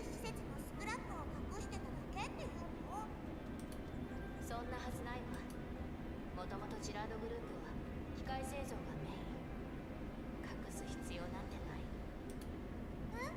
じゃあ何のために？それはもっと調べないと。リバ、ええ、近くの分かれ道に移動して電子戦に備えるわよ。私だけでいいから3人は援護をお願いね。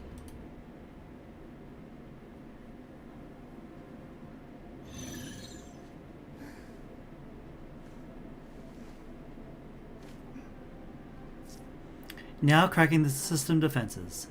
Rebella, I'll be counting on your support. Yep, I'll cut off the reinforcements. Hey, I've done this map before. We've seen this map layout before.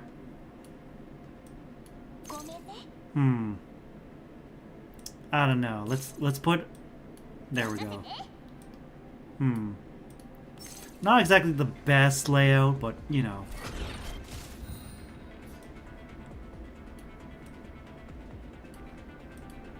What if? Oh, we can't do cross terrain. Damn. Or cross elevation. チケか？ That's a bummer. Alright, we have to kill all enemies, so we don't have the boss rush right away, but これでどうかな？ we will impede his path.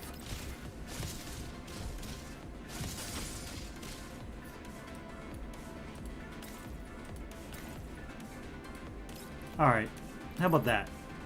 Or how about that? これくらい私一人で十分。 And then the sisters will go over here. Actually, we don't need to go all the way over there. Everyone just rush the front.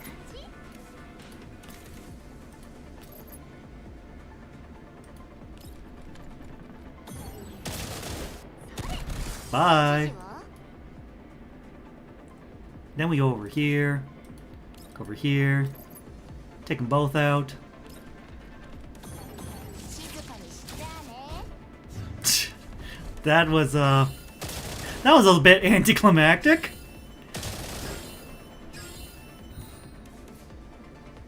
いい感じ？ Here, let's do this.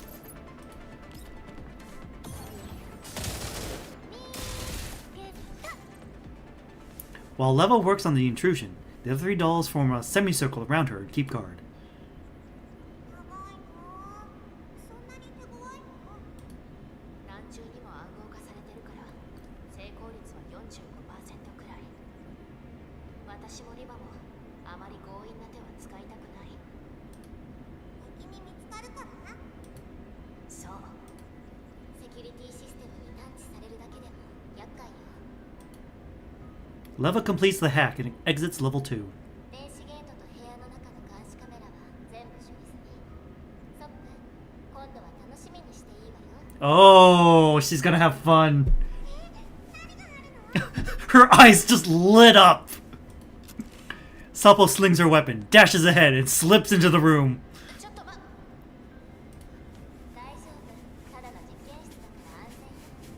さあ、入ろう。 But what's inside? The three remaining dolls enter the lab. Rebella and Alva both frown at the sight within. Sapo, however, looks around in excitement. あっち見てくる。 She darts off towards a console. これのどこがただの実験室ですか？合理的には形がおかしいだけのただのパーツでしょ。彼女たちはパーツなんかじゃ。 Alva walks to a specimen, an incomplete doll frame hanging from the wall, missing her lower half and left arm, her chest unarmored. Inside the exposed mechanical torso, wires tangle in a chaotic mess. 人工皮膚の面積は 20% 以下。左目の視覚モジュールも未装着。組み立てが終わってない試験ロットじゃない？ええ。それでも比較的完全な状態。 Alva turns to the other specimens. They're even more fragmented, some only with a single arm or half a torso. Under night vision, they appear eerie and bleak. そうね。一番状態がいいのも完成率は 60% 以下。おそらくはプロトタイプ以前の失敗作。かつての私も危うくこうなりかけた。情してるの？ Alva shakes her head. 改めて自分の幸運さを思い知った。私の知ってる反逆正体は幸運と無縁だったはずだけど、少なくとも私はこうして動いている。 Meanwhile, Rebella, who has been inspecting other specimens, comes over. She carefully feels around for a mechanical joint on the frame. やっぱりこの素体も何か気づいた？日付です。これを。 A date. Shining a flashlight at the joint, a faint engraving of some small text can just be made out. 2071。その後の数字は読めないわね。2071年に製造されたのか。パーツによってはさらに古いものも製造年月通りに並んでいる。これはまるで博物館の大事標本。 Sometimes I forget how melodramatic the franchise is behind the anime waifu exterior. Welcome to many gacha games from China and Korea. Rebella describes the match in her neurocloud produces. Oh, Rebella describes the match her neurocloud produces. The thought unsettles her. She glances over at Sapo. ストップ。行くわよ。 Sapo glances back at the console wistfully, then hurries over. She eagerly thrusts a part into Rebella's face, making her squint and lean back. ロベラ、見て見て。こんなの初めてだよ。 I mean, that kind of looks like a henshin belt. ちょっと近づけないで。ああ、ごめん。勝手に解体しちゃダメって何度言ったら。もし警報器とかあったら。 Eh, 待って。 eh, その eh. パーツどこから解体したの？あっちのコンソールの周りにパーツがいっぱい落ちててさ。これ見たことないから持ってきちゃった。あ、ロベラ。 Rebella strides over to the console and inspects the scattered parts closely. Seeing her reaction, the other three come over as well. どうしてこんなところに？何かあった？ええ。ソップが見つけたパーツ。ペルシカさんが設計したものです。 What? ペルシカが？ Rebella motions to Sapo, and the latter obediently hands the part to Leva. この手のパーツはペルシカさんが第3世代人形のアダプタ用に設計したもので、第2世代のパーツを第3世代の素材でも使えるようにするのが目的です。でもこの計画は最終的にペルシカさんが一方的に中止しました。それからコンセプトが変わったので、どこにも製造依頼はしていない。 Oh, someone stole her designs. だから流通しているとおかしい。はい。実験段階だったので、製造量は極めて少ないはず。 Uh-oh. ペルシカも発注先は選んだ方が良さそうね。発注先からケースを盗んだ人物もいると。 That's exactly what we're saying.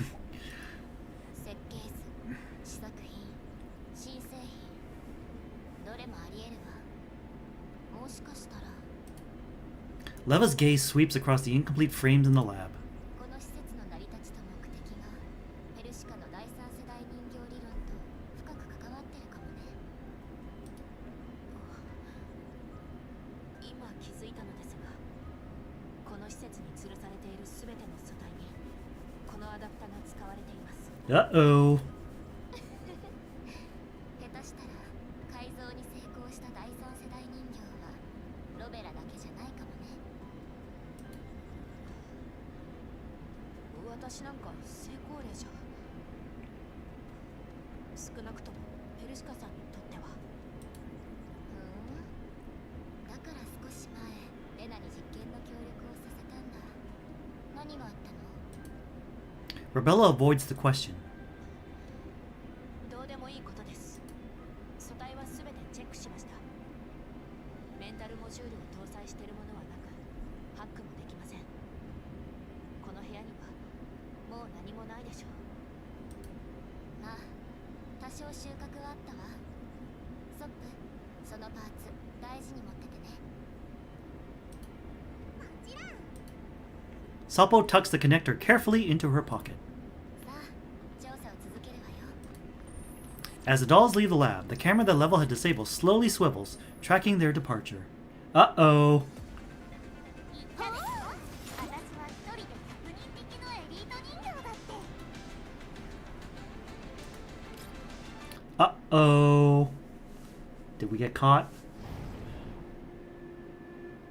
Alright, 1, 2, 3, 4, 5, 6, 7. Okay. 7 more nodes. Yearn for freedom. With the treasure plundered by thieves, the guards cannot escape their shackled fate. The electronic door opens smoothly, and Leva and the others enter the room. This laboratory is larger than the others, with rows of cabinets filled with servers. Deep blue signal lights flash rhythmically without pause. この部屋は賑やかね。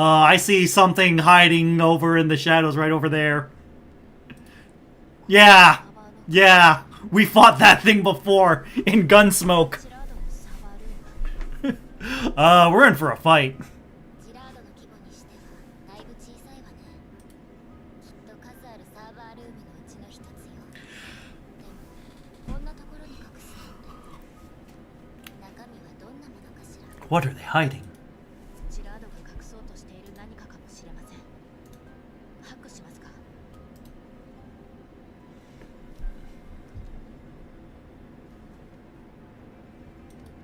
待って、前に何かある。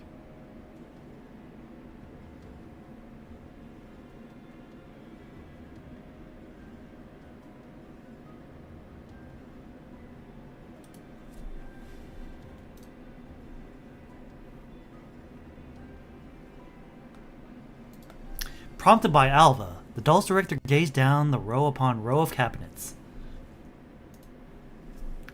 In the flickering blue light of the servers, a tall, vertical black shadow faintly appears against the farthest wall. テーブル？キャビネットが邪魔で見えない。まずはチェックが必要そうね。ソップとロベラはキャビネットの間を通り抜けて、私とアルバはここに残って背中を守るわ。 The other 3 dolls nod, and they all spring into action. Sapo and Rebella inch closer to the target. The thin black shadow on the wall remains motionless, like a beast lurking in the dark.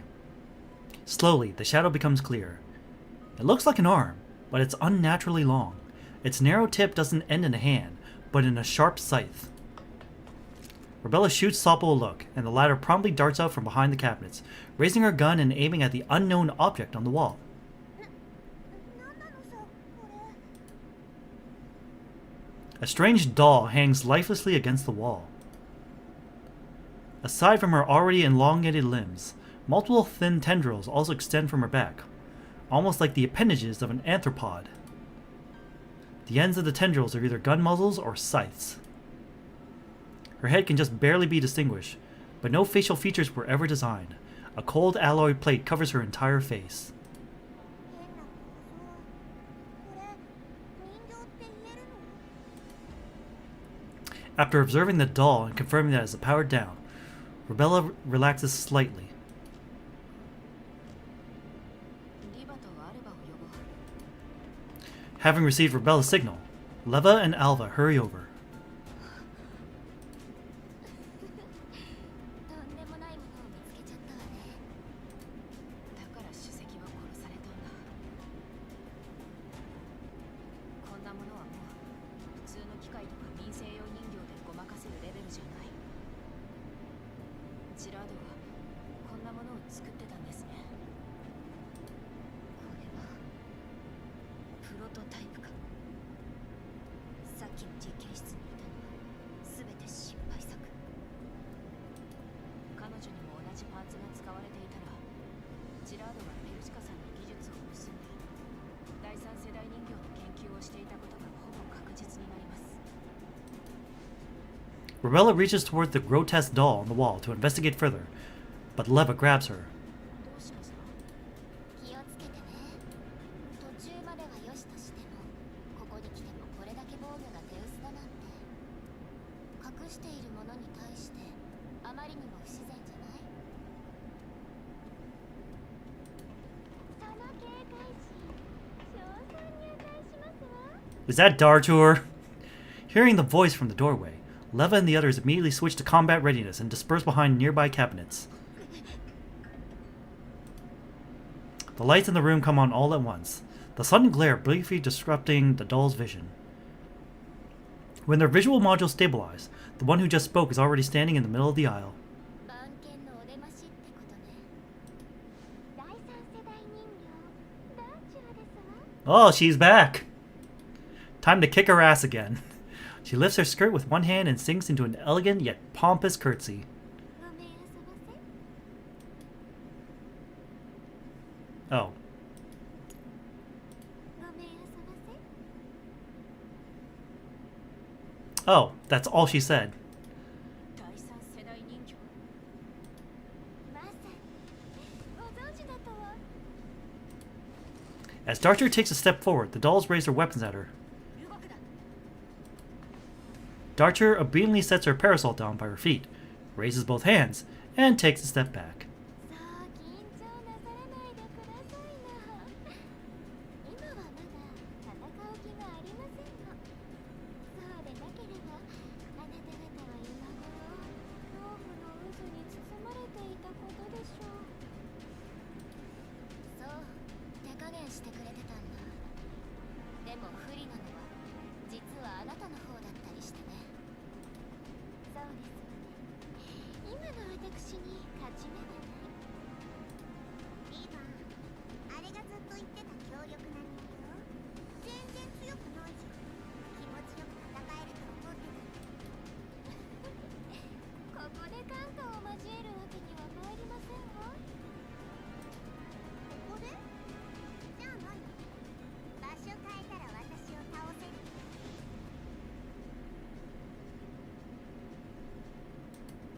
それがお望みならお手を煩わせるまでもありませんことよ。 Darcher fixes her gaze on Sapo and flashes her a dangerous smile. ここに来る途中でもうお気づきではなくて、この場所は第三世代人形発祥の地。今残っているのは捨てられ残された欠陥品、そしてあなた方の後ろにある失敗作。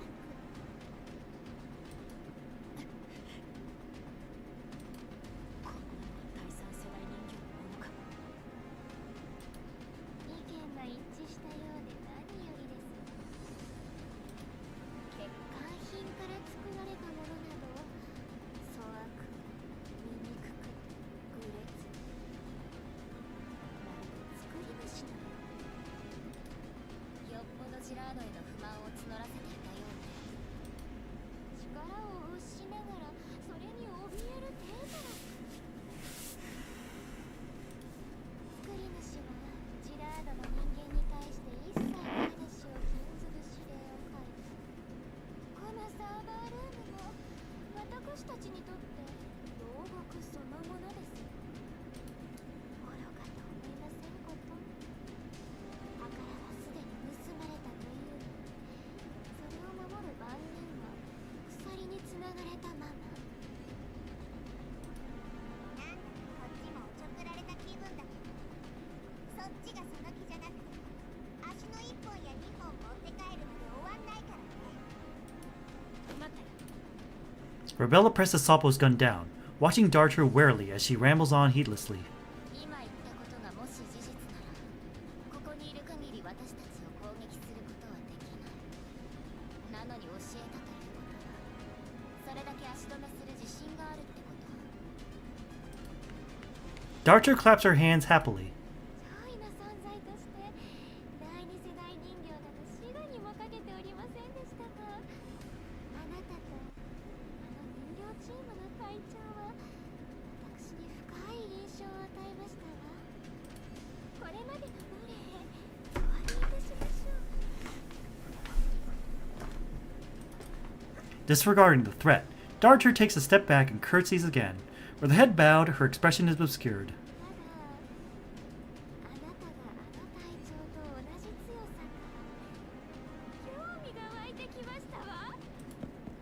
Darcher suddenly snatches up her parasol, rolls to the side, and slips behind the row of cabinets. あっちには警報器が。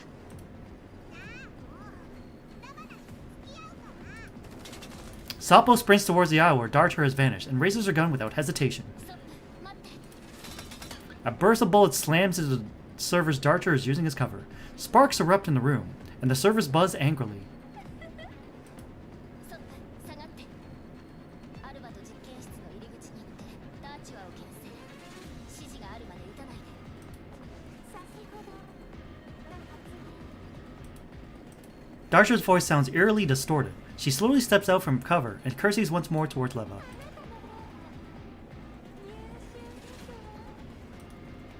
Her frame is unharmed and free from bullet holes. With a parasol in one hand, her lower body still locked in a curtsy while her upper body remains upright. She looks both elegant and absurd in that posture.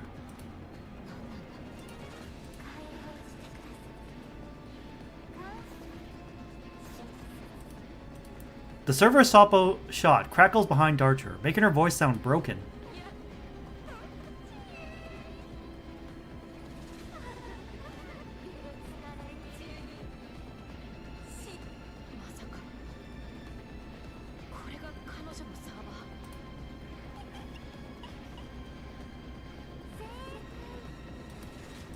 Darcher finally straightens up completely.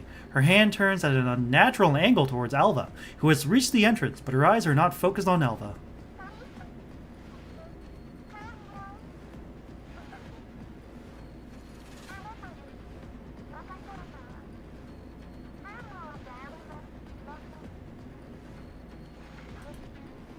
As if in response, the surveillance camera above Alva, which should have been disabled, flickers to life. 誰かが私たちを見ていますリバ監視カメラが奪い返された外に機械がうじゃうじゃいるよ Ignoring the doll's commotion, Darcher slowly raises her parasol. 全員戦闘準備 Who let the homicidal AI off the leash? It was Sapo, the other homicidal doll.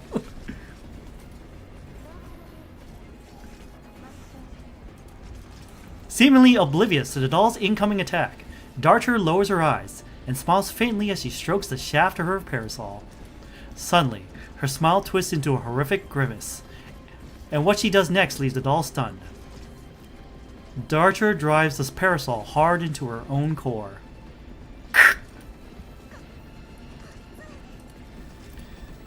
More fractured crackling. Silver sparks burst like fireworks. The heat chars her synthetic skin, releasing on an acrid stench. Fluid runs down the parasol and drips onto the metal floor, spreading slowly. Darcher loses all balance and topples forward. The parasol's tip pierces completely through her core. At the same time, the surface erupts in a shrill roar. The prototype 3rd-gen doll hanging on the wall lights up. Yeah, is this going to be a duel fight? Destruction schedule. The progress must be stopped before the evidence is destroyed. Alright, hang on. I need to change something.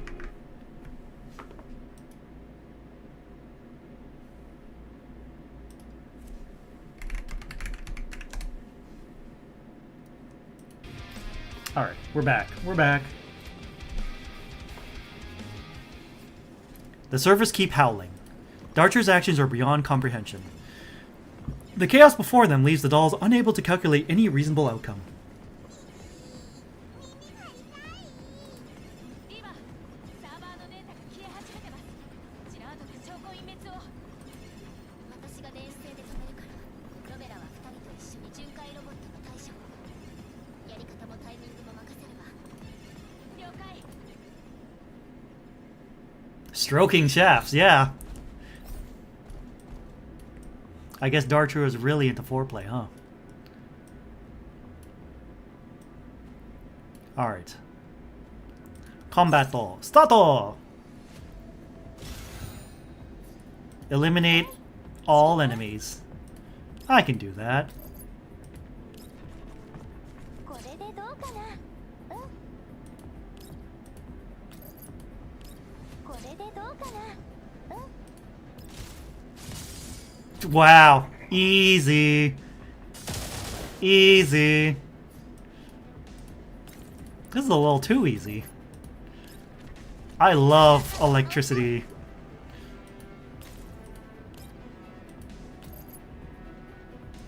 Actually, we'll take you out.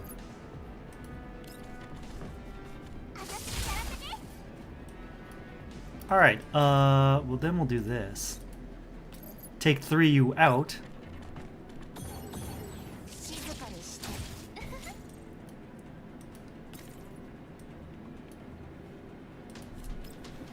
Alright. Next up, you guys. Ow. Okay. Next, Lena will do her acrobatics.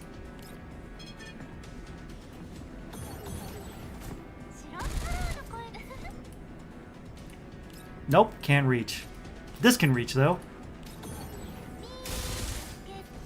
Got him!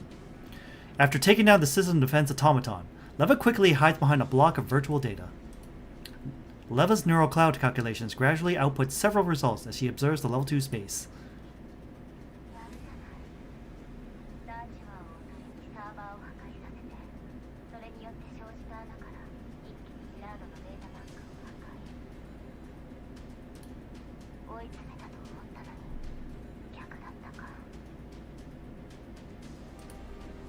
Leva looks towards the collapsing edges in the distance. After weighing her options and running more calculations, she sighs.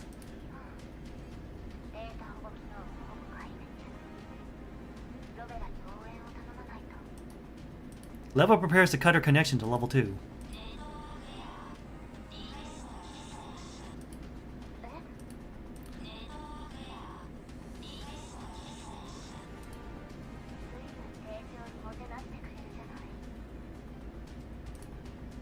Though still smirking, Leva grows more wary and starts scanning her surroundings carefully. Not far away, broken data fragments begin to reassemble, forming another system defense automaton. A light, lilting voice comes through a speaker.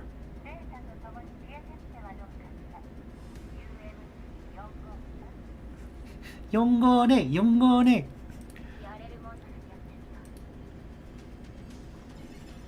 Inside the server room, the dolls fighting patrol droids notice Leva's abnormal state.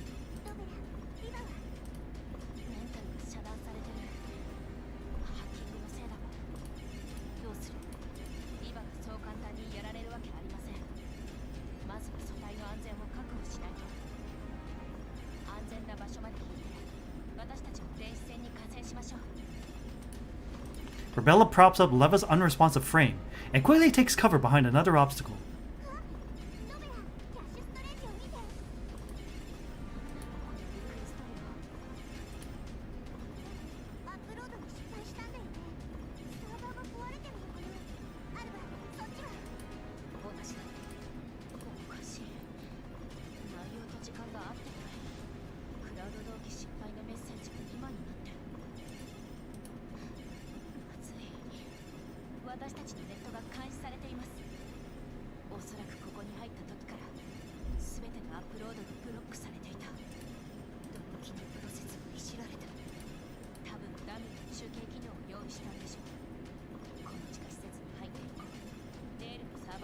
Uh-oh. Rebella sprays a burst of bullets towards the squads of droids rushing in from outside the lab.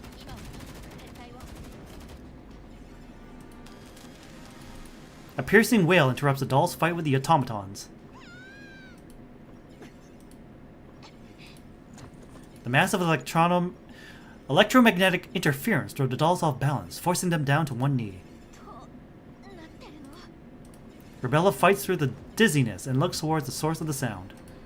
The prototype that has been quietly hanging on the wall suddenly stirs. Multiple tendrils behind her glow as though blood is flowing within. Her armored head jerks unnaturally.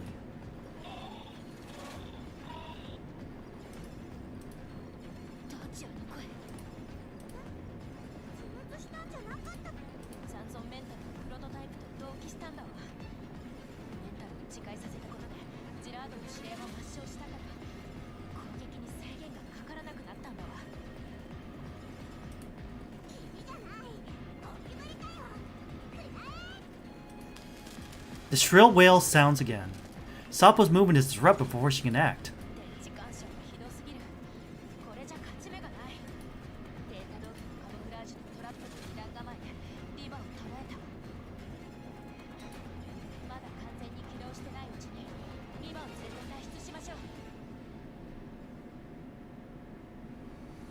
揮官の期待通りだといいけど。 Hey, I'm generating a lot of electric tiles. Alright. 1, 2, 3, 4, 5.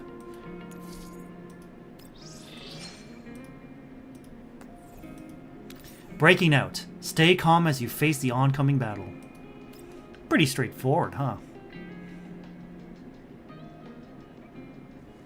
Rebella and the others dash down the corridor. Alarms and the rapid approach of mechanical units filling their rears.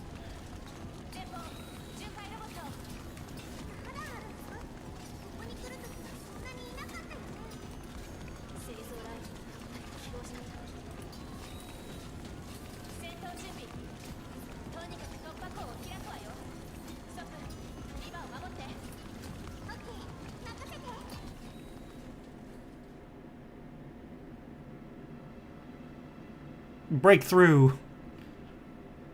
It's not that hard, right?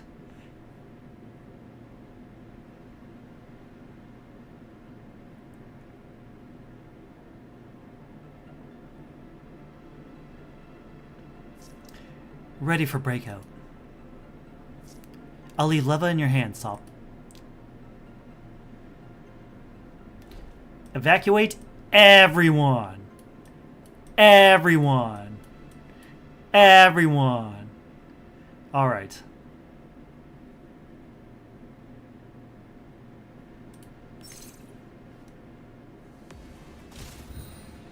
I do not envy those who have to balance gacha games. Neither do I. It's almost as ridiculous as trying to balance a card game.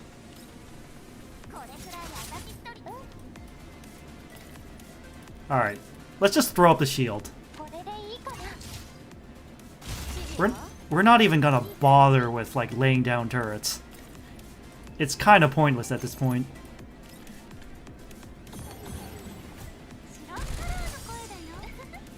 But I will pop these. I will take advantage of, like, extra movement.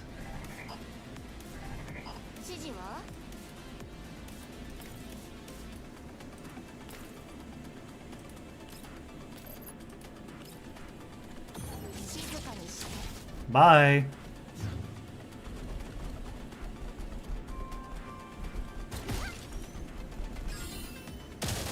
Bye.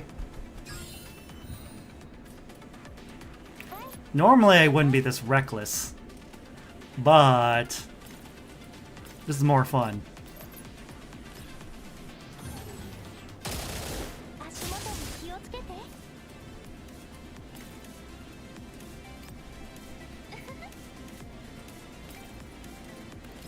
Let's do the hippity hoppity again.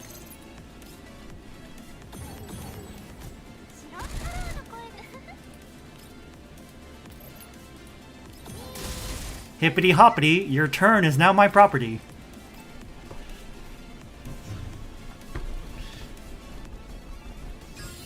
Oh, you guys aren't gonna make it. You guys are not gonna catch up to me. Yeah, let's just throw down a whole bunch of turrets. Well, when I say a whole bunch, it's just 2. But hey, it's something, right? Like, what are you gonna do, huh? Sure. Time to withdraw. Oh, I didn't actually retreat. Whoops. Retreat. Time to go. Sure, I'll get hit, but whatever. I'll protect everyone.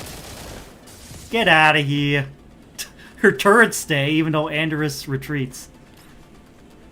I'll be off then.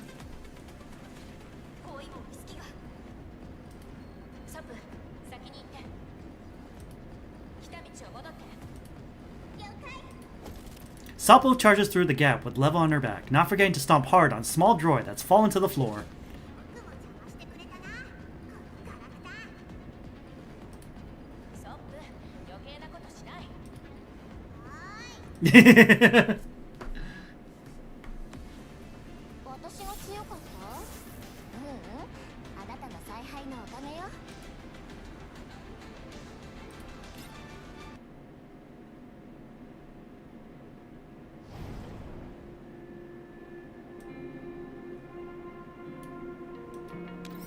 Mortal choice. The difference between escape and death lies in a single thought.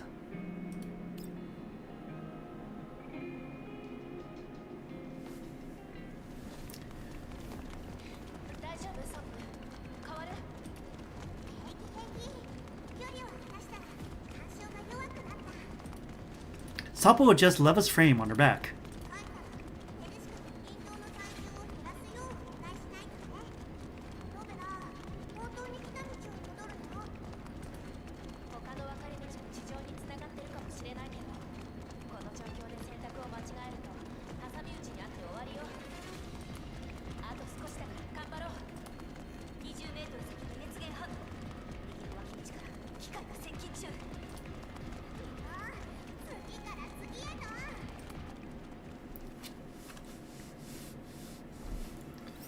Alright, evacuate. Oh, more running. Oh, okay, this is a... Okay. Okay, I see. I see. I understand the assignment. It's not much of an assignment, but I understand the assignment. It's not like Kaizo Mario where the assignment is fucking bullshit. Get them steps in. Get your cardio. Do dolls even need cardio?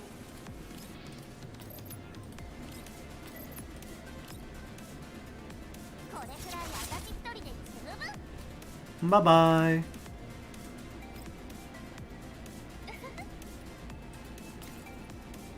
Alright. Do some acrobatics. Move a couple of tiles ahead. That's fine, that's fine. No targets in sight. Damn. Alright. Bye.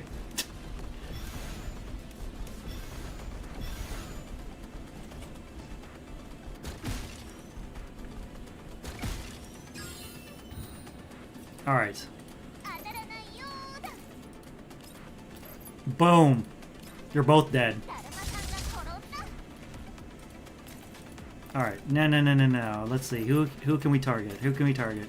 Can we target anyone? No. They're all too far. God damn it. But what if? No, you're behind a wall. Shit. Fine. Fine. Fine. You get to live. I guess you get to live. I guess. Here, let's throw some turrets down to distract them.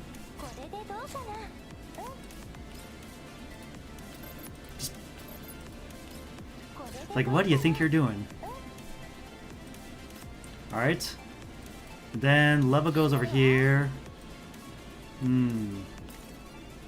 Oh, you're hiding behind a wall, so am I. Well, cover. Damn it, you got a wall and I got cover.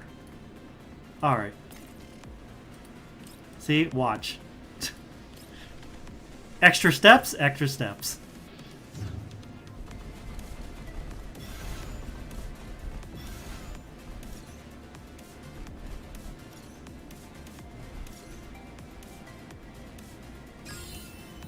Cool. I don't really care.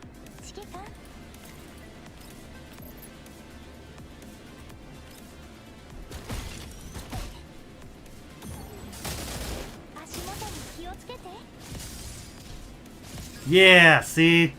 Doesn't matter. I wonder. No, I can't target him. Can't target you either. For some strange reason, I can't target you.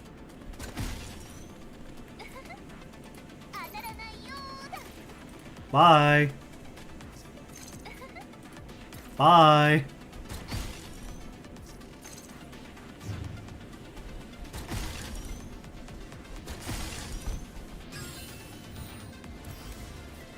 Like, oh no. You're on a tile. Anyway.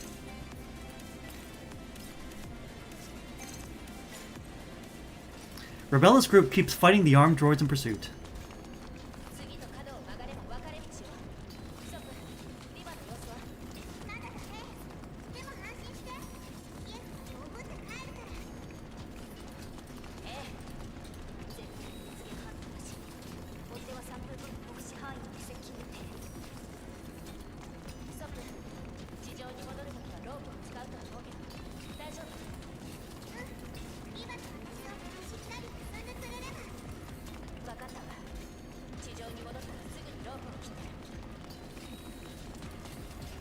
The dolls accelerate, but just as they're about to reach the passage, they stop in their tracks.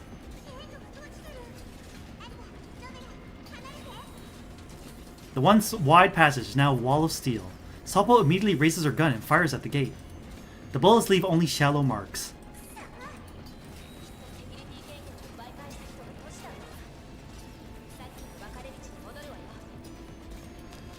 The shrill wail locks down the doll's movement once again. A metal scythe scrapes across the floor, making an awful noise. Multiple squads of armed droids appear ahead. Behind them, the prototype, now partially activated, draws ever closer.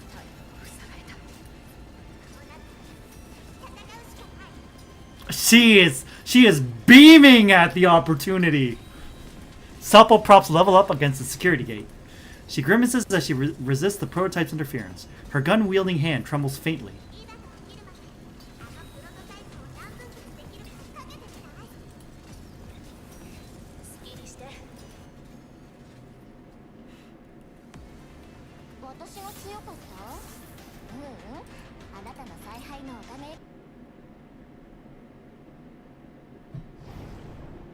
Alright.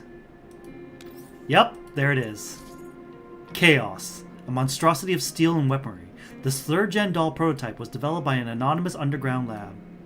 Its ferocious limbs bear a wide variety of blades, looking for a chance to deliver a fatal strike. Cool. We're gonna take it down. Only chance. There are no openings when a good friend has your back. Yay, we got a new loading screen. The battle with the prototype officially begins. Darcher's voice keeps repeating stiff mechanical commands.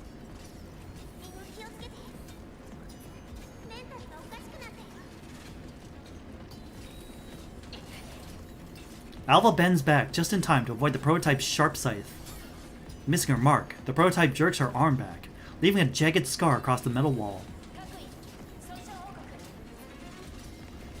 Rebella drops an attacking droid with 2 precise shots, then suddenly stumbles at the prototype electromagnetic interference, forces her to steady herself against the wall.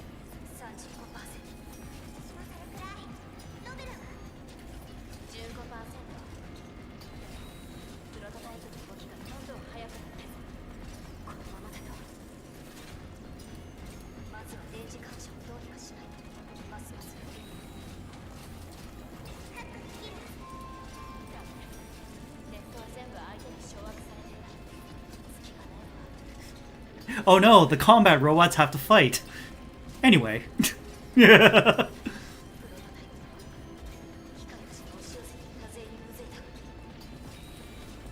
fight grinds into a stalemate. The dolls, barely holding the line in the rare gaps between bursts of EM interference, have no time to strategize.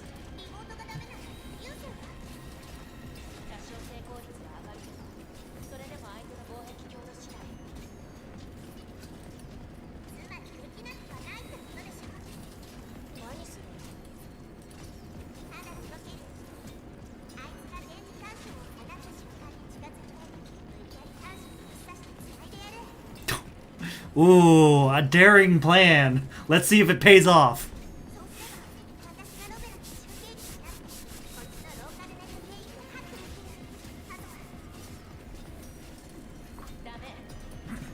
Rebella cuts Sapo off instantly.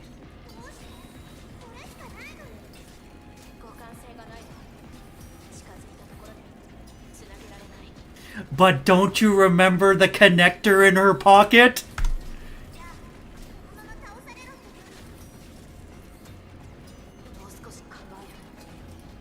Alva scrutinizes Rebella's expression. After a quick calculation, she decides to speak up.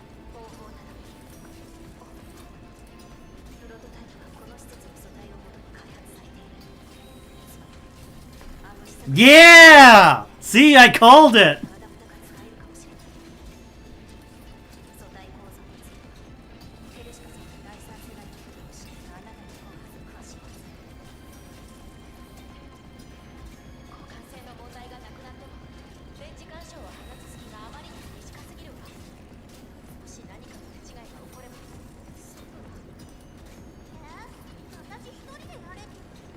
Do you expect me to solo the prototype? No, but looks like you want to. そんなわけ Chekhov's gun fires more than 11. 私がミスをしたら電池干渉で動けなくなったら2人のカバーが必要なんだろあなたは破壊されたらそれでおしまいなのよ Close to 0, but not 0. そこはロベラに頑張ってもらわないとね大丈夫男子がありそうな場所教えてよ Soppo trusts Robella so much. It's so wholesome. ロベラがカバーしてくれるならうちは絶対にしくじらない Yeah! Realizing Soppo's resolve, Robella clenches her fist. じゃあ約束して勝手に暴れずちゃんと指示に従って了解よし端子はおそらくコアの近く実験室にあった素体の配線を考えるとそのうちのどれか一つがプロトタイプの頭部につながっている面白い Soppo shakes the stiffness out of her joints, then tosses her firearm away. 邪魔になりそうだから置いとくね Robella hesitates for a moment, then nods. ちゃんと援護するわじゃあ指示よろしく作戦決行は次の電池干渉の5秒後アルバソップに合わせて機械を編成してください私は後方で援護しながらハックの準備をします了解ソップ接続タイミングはあなたに任せるわでも私が撤退できたら必ずそうして分かったよし待ちに待った戦いだ高いはロベルに任せて全力で暴れるぞ Zenyoku Zenkai! Yup, that's Yukari Tamura, alright. Soppo barely finishes her sentence when the piercing wail comes again. 5秒前3 2 1 At 0, the dolls launch her offensive. Soppo shoots forward like a loosed arrow, trailing a red streak in her wake. Rat-tat-tat-tat-tat-tat-tat-tat. The armed droids on the forefront fire frantically, tracking her darting figure. Soppo kicks off the plating of a small crawler droid and springboards past the prototype's stabbing scythe. Before the armed droids can even register her landing point, she's already burst through their first line of defense.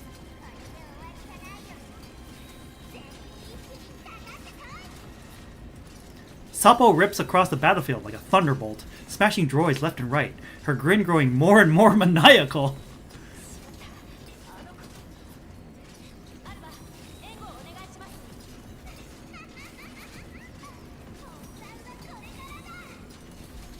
Soppo snatches a hovering drone midair and hurls it straight into an oncoming droid. While she succeeds in neutralizing its attack, she is also leaving her back exposed. Spotting the opening, the prototype instantly drives its sight toward without hesitation. A precise burst slams into the prototype's tendril, forcing it to strike wide. Flipping forward, Soppo plants a foot on the wall, rebounds, and snatches the thrashing tendril in her hands. So close! She yanks hard and the tendril grows taut.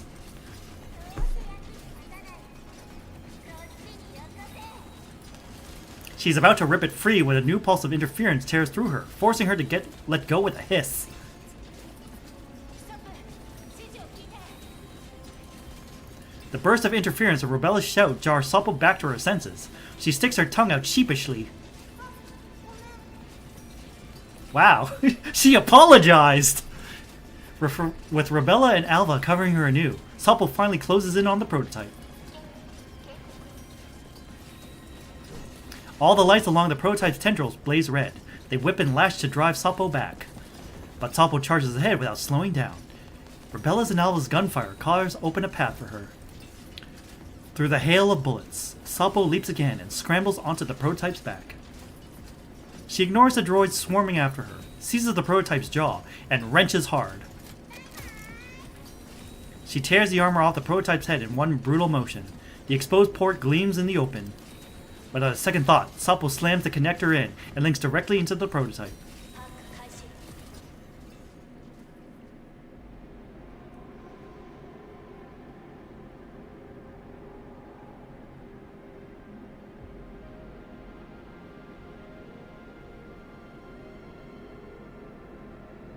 Yeah, they even got like the really scary music.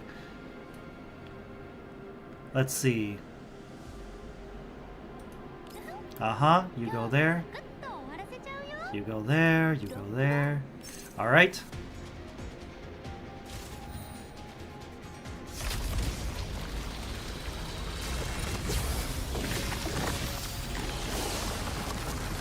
Unknown chaos. Alright. So we're gonna pop one here. これでどうかな。 Then pop one here. これでどうかな。 And then...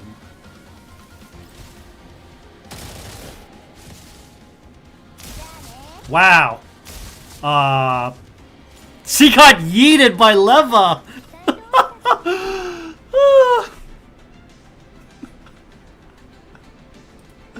Okay then! That happened. Sheltering wings. Become a weapon that guards your friend's flanks, and you'll never be forced to put your loved ones in your sights again.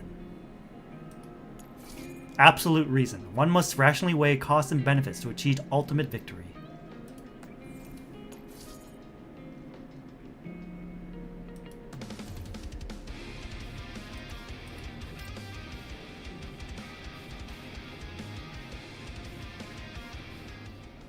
On level 2, the prototype and the system defense droids fragment into data blocks.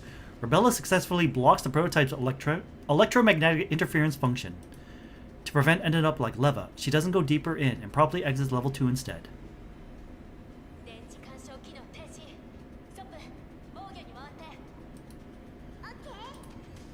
Supple tears off the last small droid clinging to her, leaps off the prototype, and temporarily retreats to a safe distance.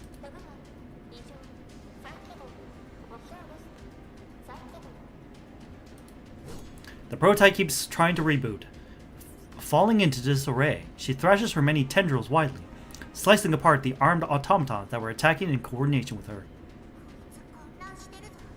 近づけない。ストップ。損傷率は。 55% くらい。まだ動ける。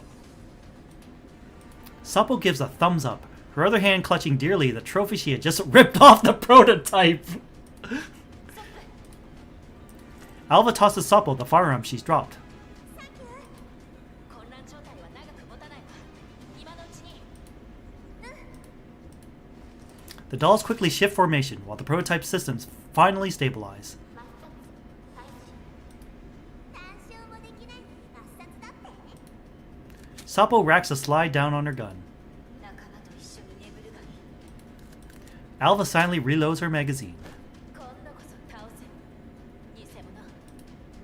The battle is about to begin anew. Oh. Now this looks cool.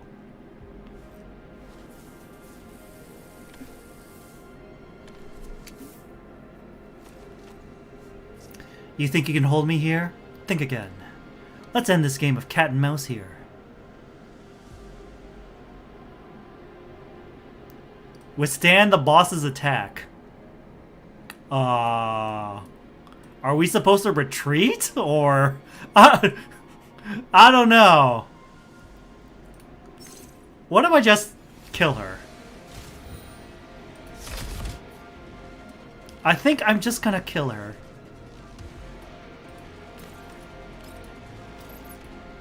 Do that. これでどうかな。 And that. これでどうかな。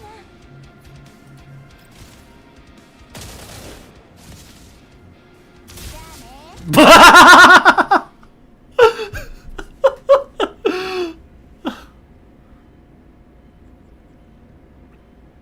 Meanwhile, on level 2, where Leva is, いつまでかくれんぼするつもり？ Leva shoots the system defense droid in front of her to smithereens. 追うのも追いかけるのも疲れたわ。ジェラードグループを狙う者同士、ここはいずれ停戦といかない？あなたがおそらく成功を邪魔するれば。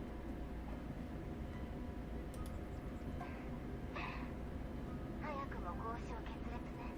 No deal. Avoiding the edge of collapsing data, Leva fires, but the bullet only grazes the surrounding system defense droids.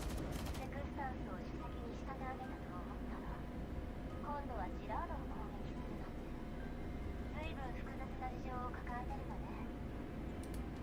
臨機応変させてちょうだい。否定しないんだ。私をここに Oops. 否定しないんだ。私をここで破壊する気？ Her opponent makes no answer. Leva seizes the opening between the droid's attacks and quickly relocates. できるに越したことはない。謙遜？それとも嫌味？ただあなたの冷静には目を張るものがあるわ。正直ロールアウトしてから一番厄介な相手。そう？最初から全力で来られたらこっちはひとたまりもなかったわ。その反応、図星。私と互角以上の電子戦ができるのに今まで放置してたということは裏で何か別の任務でも進めてたりして隠し事は通用しないみたいね。その素直さに免じて一つ忠告してあげる。油断している。後悔するわよ。 Leva repositions herself again and opens fire, but the spray of bullets do no real damage to the pursuing automatons. 犠牲だけはいい。それでは The other voice cuts off abruptly. 何か A wry chuckle can be heard. 逃げ回っていたのはサーバーのデータをサルベージするだけじゃなくセキュリティシステムの制御権を奪い返すため。それはどうも。こうしてる間にも仲間が危ない目に遭ってるから早く出ないとね。データの奪い合いが増えたらここでアドバンテージがないって。そうかしら。素直に現実を受け入れないわ。どれだけ手を抜いたとしても第一世代人形ごとには私を泣くなくなんて不可能。これは性能という絶対的な差。そこに運や油断といった要素は快楽になる。 The droid suddenly unleashes a burst of bullets towards Leva mid-conversation and directs the other droids to join in on the attack, but Leva fends it off easily. 喉に不意打ちをするんだ。確かめたかっただけよ。あなたの演算本部。あら、あんたよ。さっきから私のバックグラウンドが受ける攻撃頻度は増えていた。第一世代人形だとマルチタスクにも限度がある。隙を見つけたとはいえあなた自身の演算にこの防衛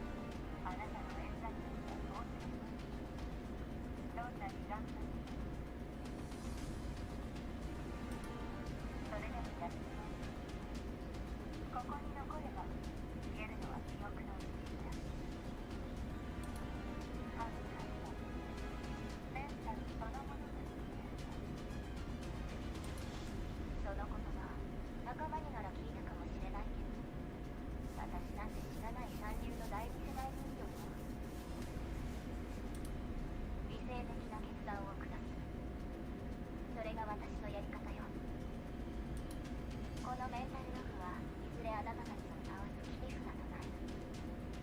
私一人のメンタルで済むなら安いものよ。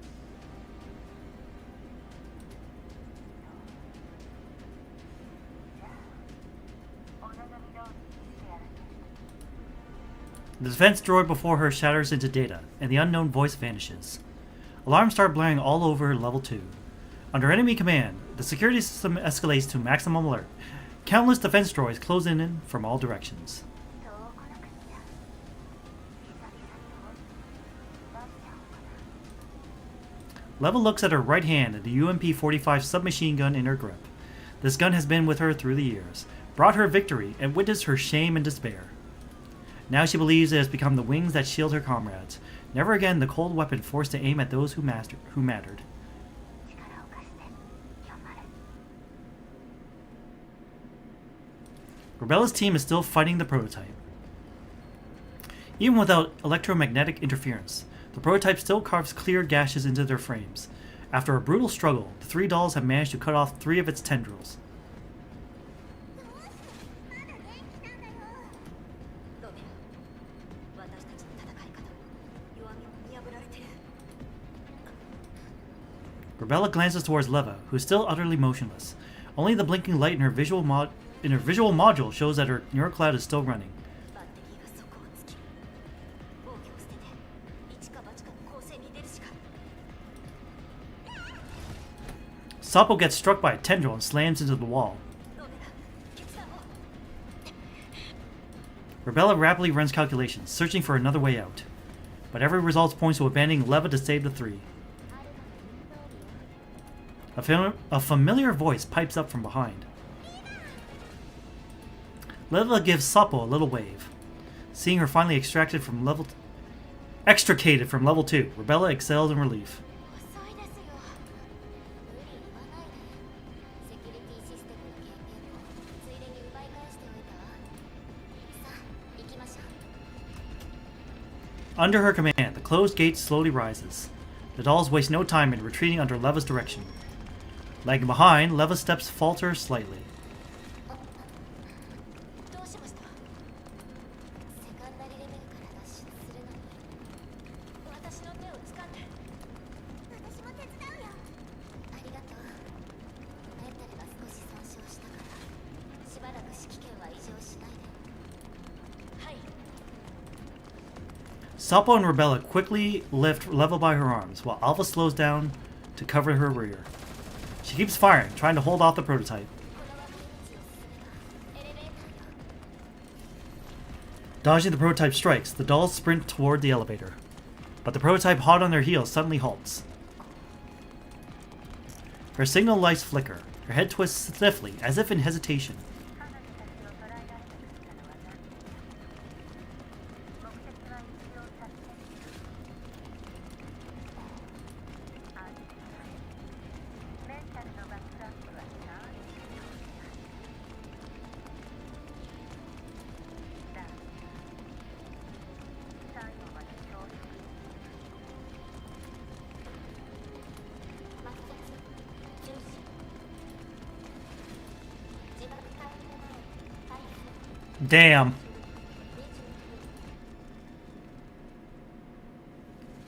The dolls run quickly toward the elevator shaft they descended through. 追ってこないよ。 Sapo looks back at the prototype. As the distance grows, that figure shrinks smaller and smaller. 18、12。構わないで。エレベーターがすぐそこよ。 Ding! At Leva's command, the elevator opens its doors at just the right time for the dolls. 早く。 The dolls rush to the elevator. The doors shut, and the prototype disappears completely from view. 5、4。 The elevator ascends rapidly. Left behind, Darcher stares impassively at the closed elevator doors. 自爆、実行。 The prototype explodes. A blinding light erupts from her at the epicenter, and almost instantly, rolling smoke engulfs everything. The blast wave surges. The electronics throughout the underground research site detonate one after another. The earth trembles, and the dolls in the elevator brace against the walls to keep their balance. Fortunately, the elevator reaches the surface at the critical moment. 安全な場所まで逃げるわよ。At Leva's command, the dolls sprint out of the villa. The instant they cross the yard, the dilapidated building collapses entirely under the explosion's impact. They stare at the ruins with trepidation.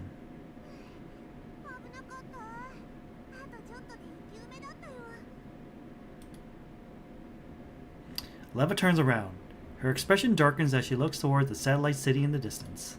どうやら安心するのはまだ早いようね。 Leva jerks her chin towards the satellite city, motioning the others to look. The dolls look into the indicated direction. In the satellite city far away, thick smoke rises, and fire, like a massive maw, swallows the night sky. 嘘でしょ。 Uh-oh. パーフェクト。これはリバネーも褒めずにはいられないでしょ。もちろん指揮官にも褒めてほしいな。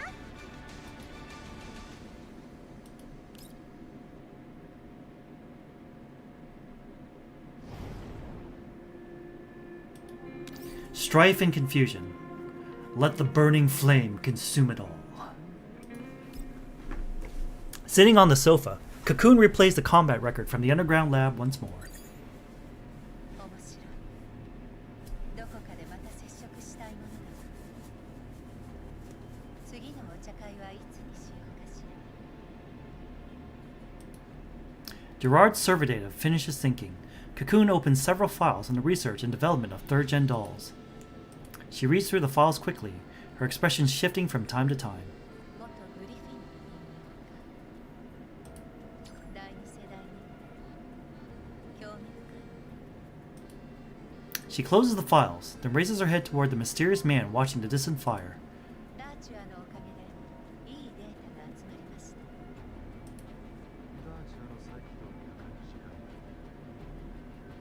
た。 That sounds like Miki Shinichiro. ジラードが疑わないようメンタルログをサーバールームごと消しました。中枢からの再構築が必要なのでまだ時間がかかるか。 Maybe not Miki Shinichiro.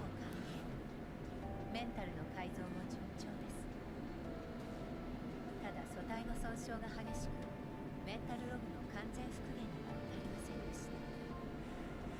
なので非軍事勢力管理局の協力者については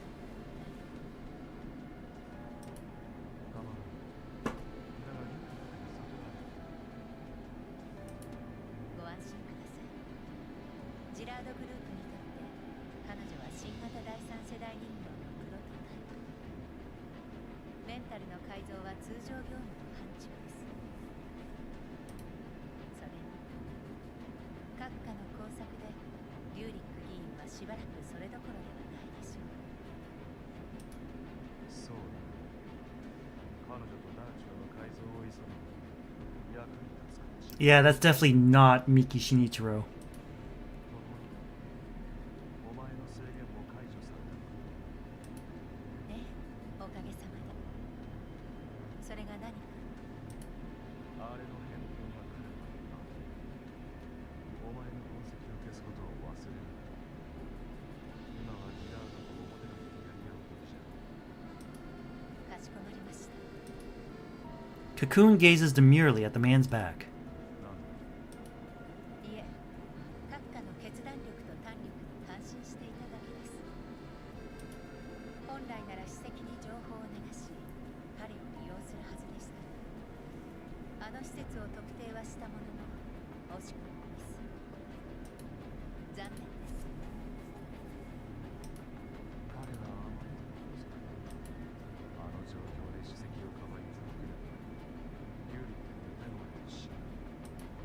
ええ、史跡を切り捨てて済んだバックドアキーを管理局に与え、本来フェードアウトするはずだったカリーナ参事たちを解放した。その臨機応変さには大変驚かされました。そして隙を見てリューリックの罠に研究所の座標を仕込み、ダーチュアの協力を取り付け、サーバーの破壊を誘発した。今やダーチュアが持ち帰ったおもちゃすら閣下に利用されようとしている。誰も彼も気づかぬうちに閣下の駒となったのです。閣下の性と時期を読む力は人形すら知らん。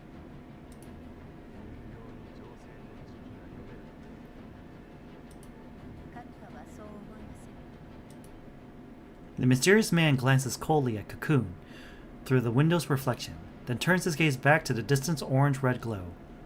The flames kindled by Gerard's exploded server room and the berserk droids.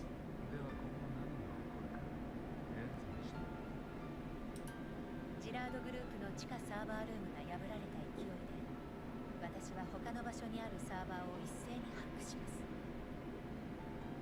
その混乱はやがてオデッサ全域に広がる。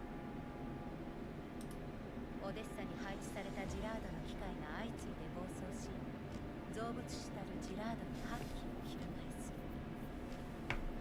大きな被害を与えることになるでしょう。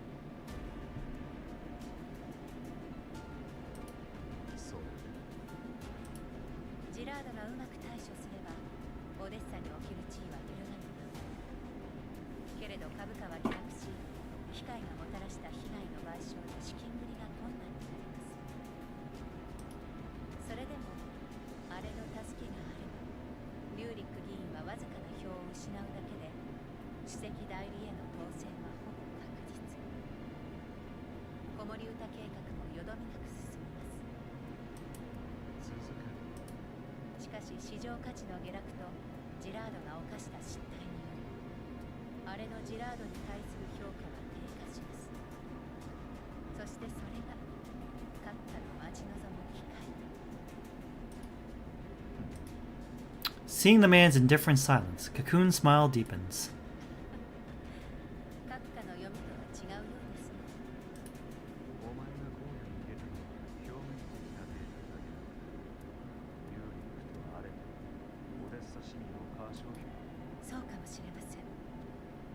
しかし、なぜシェスト&ファルデンがジラードと直接対抗する一方で、閣下は一歩引いた位置にいるのでしょうか。切った張っただけが戦いではない。兵士のやり方が平和ボケした人間ほど争いを収める。そしてその恐怖がジラードを燃やす焚き火となる。すでに手を打っておられるのですね。蒔いた種を刈り取る時はいずれやってくる。火が起こればあとは広がる。夜はまだ始まったばかりです。 They say no more. Cocoon slowly walks to the window and joins the man in gazing at the night swallowed by fire. On the spotless glass, her reflection shows... That was way too fast. Well, yeah, that's part 1 of Deep Oblivion. Part 2 unlocks in 18 days and 8 hours. So let's just collect all the rewards. And I think I got more supplies. Yeah, 2. Auto Battle. Okay. What can I grab from the store? Can't access this yet.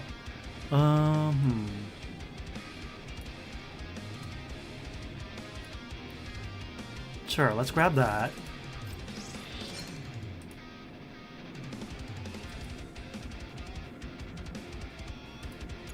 I can't grab... Damn.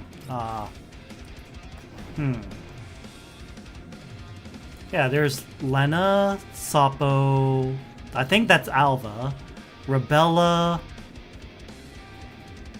Leva... Rurik... Cocoon... Okay. I wonder if there's anything else I need to check upon. Platoon. Yeah. Leva. Schlichnor. Lena. Lowenjungus.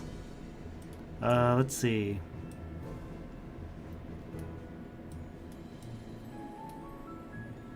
Oh, I don't have any of these. Damn. Wait. Centuresi. Zheng Yu. There we go. Thumbs up. Yeah. Alright. Anything else I need to clear up? Journey milestone. Exiles Chronicles. Do I have enough to buy Chuhua's outfit, even though I don't have Chuhua herself? No. No? Okay. Year-end harvest. I'm 150 short from doing a 10 pull. I should probably do the trials. I need more cubes. Alright, that's not it. Let's go to Voyage. Actions en route. 22. And that's it.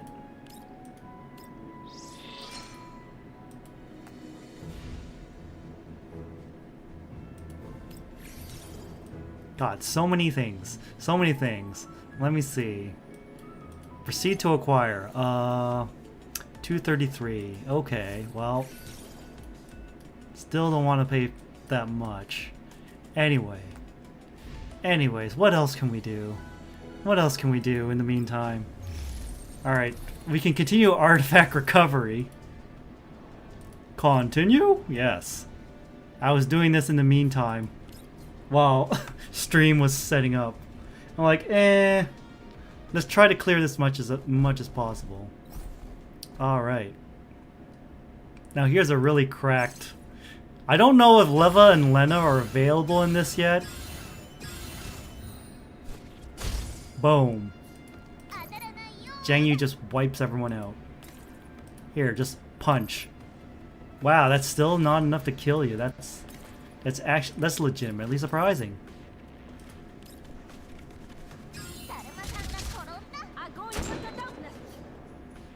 Really? Okay. How about you? Yeah, you. Bye. And hide over here. And wow, we have ridiculous movement thanks to our electric plugins. Now, who am I gonna pop? You? Yeah, you. Our movement is ridiculous! Belka can clear the entire map! Okay, maybe I should get in range of like 2 units. Yeah, you can get pretty nutty with some of the modifications. You're dead, you're dead, you're dead, you're dead. You're also dead. Bye. And we're gonna zoomy over here.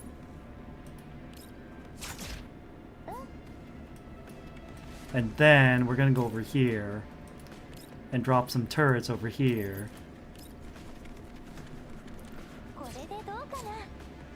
Then drop a turret here. For tactical reasons. We're blocking off the choke points. Bye, bye, bye, bye, bye, bye. This is nutty. This is so funny. This is so funny. Springfield's just there to heal. Let's be honest.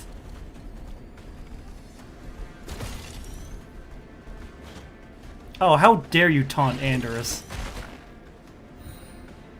Alright, alright. We're gonna travel ridiculous distances so we can do this.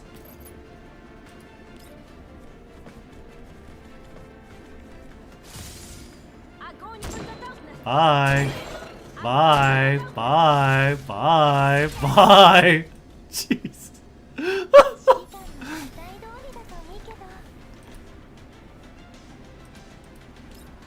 Oh my god. Alright, we cleared a stage. Huh. When there are 5 allied yeah, sure. I already have 9 out of 9 electric plugins. Okay, No, we're gonna delay limited fortifications and see what we can get. Anyways. Let's end this stream. And then we wait for part 2 of Deep Oblivion to unlock. Anyways, thank you all for joining me tonight. We finished part 1 of the story. Part 2 isn't going to be available for some time. Tomorrow's the Die Ranger watch along. It's going to be the finale. And I'm going to see if I can get my hands on... Apparently there's a Die Ranger movie. But, you know, I'll worry about that later. Anyways, good night everyone, and remember, stay prime. We're going to raid Crest.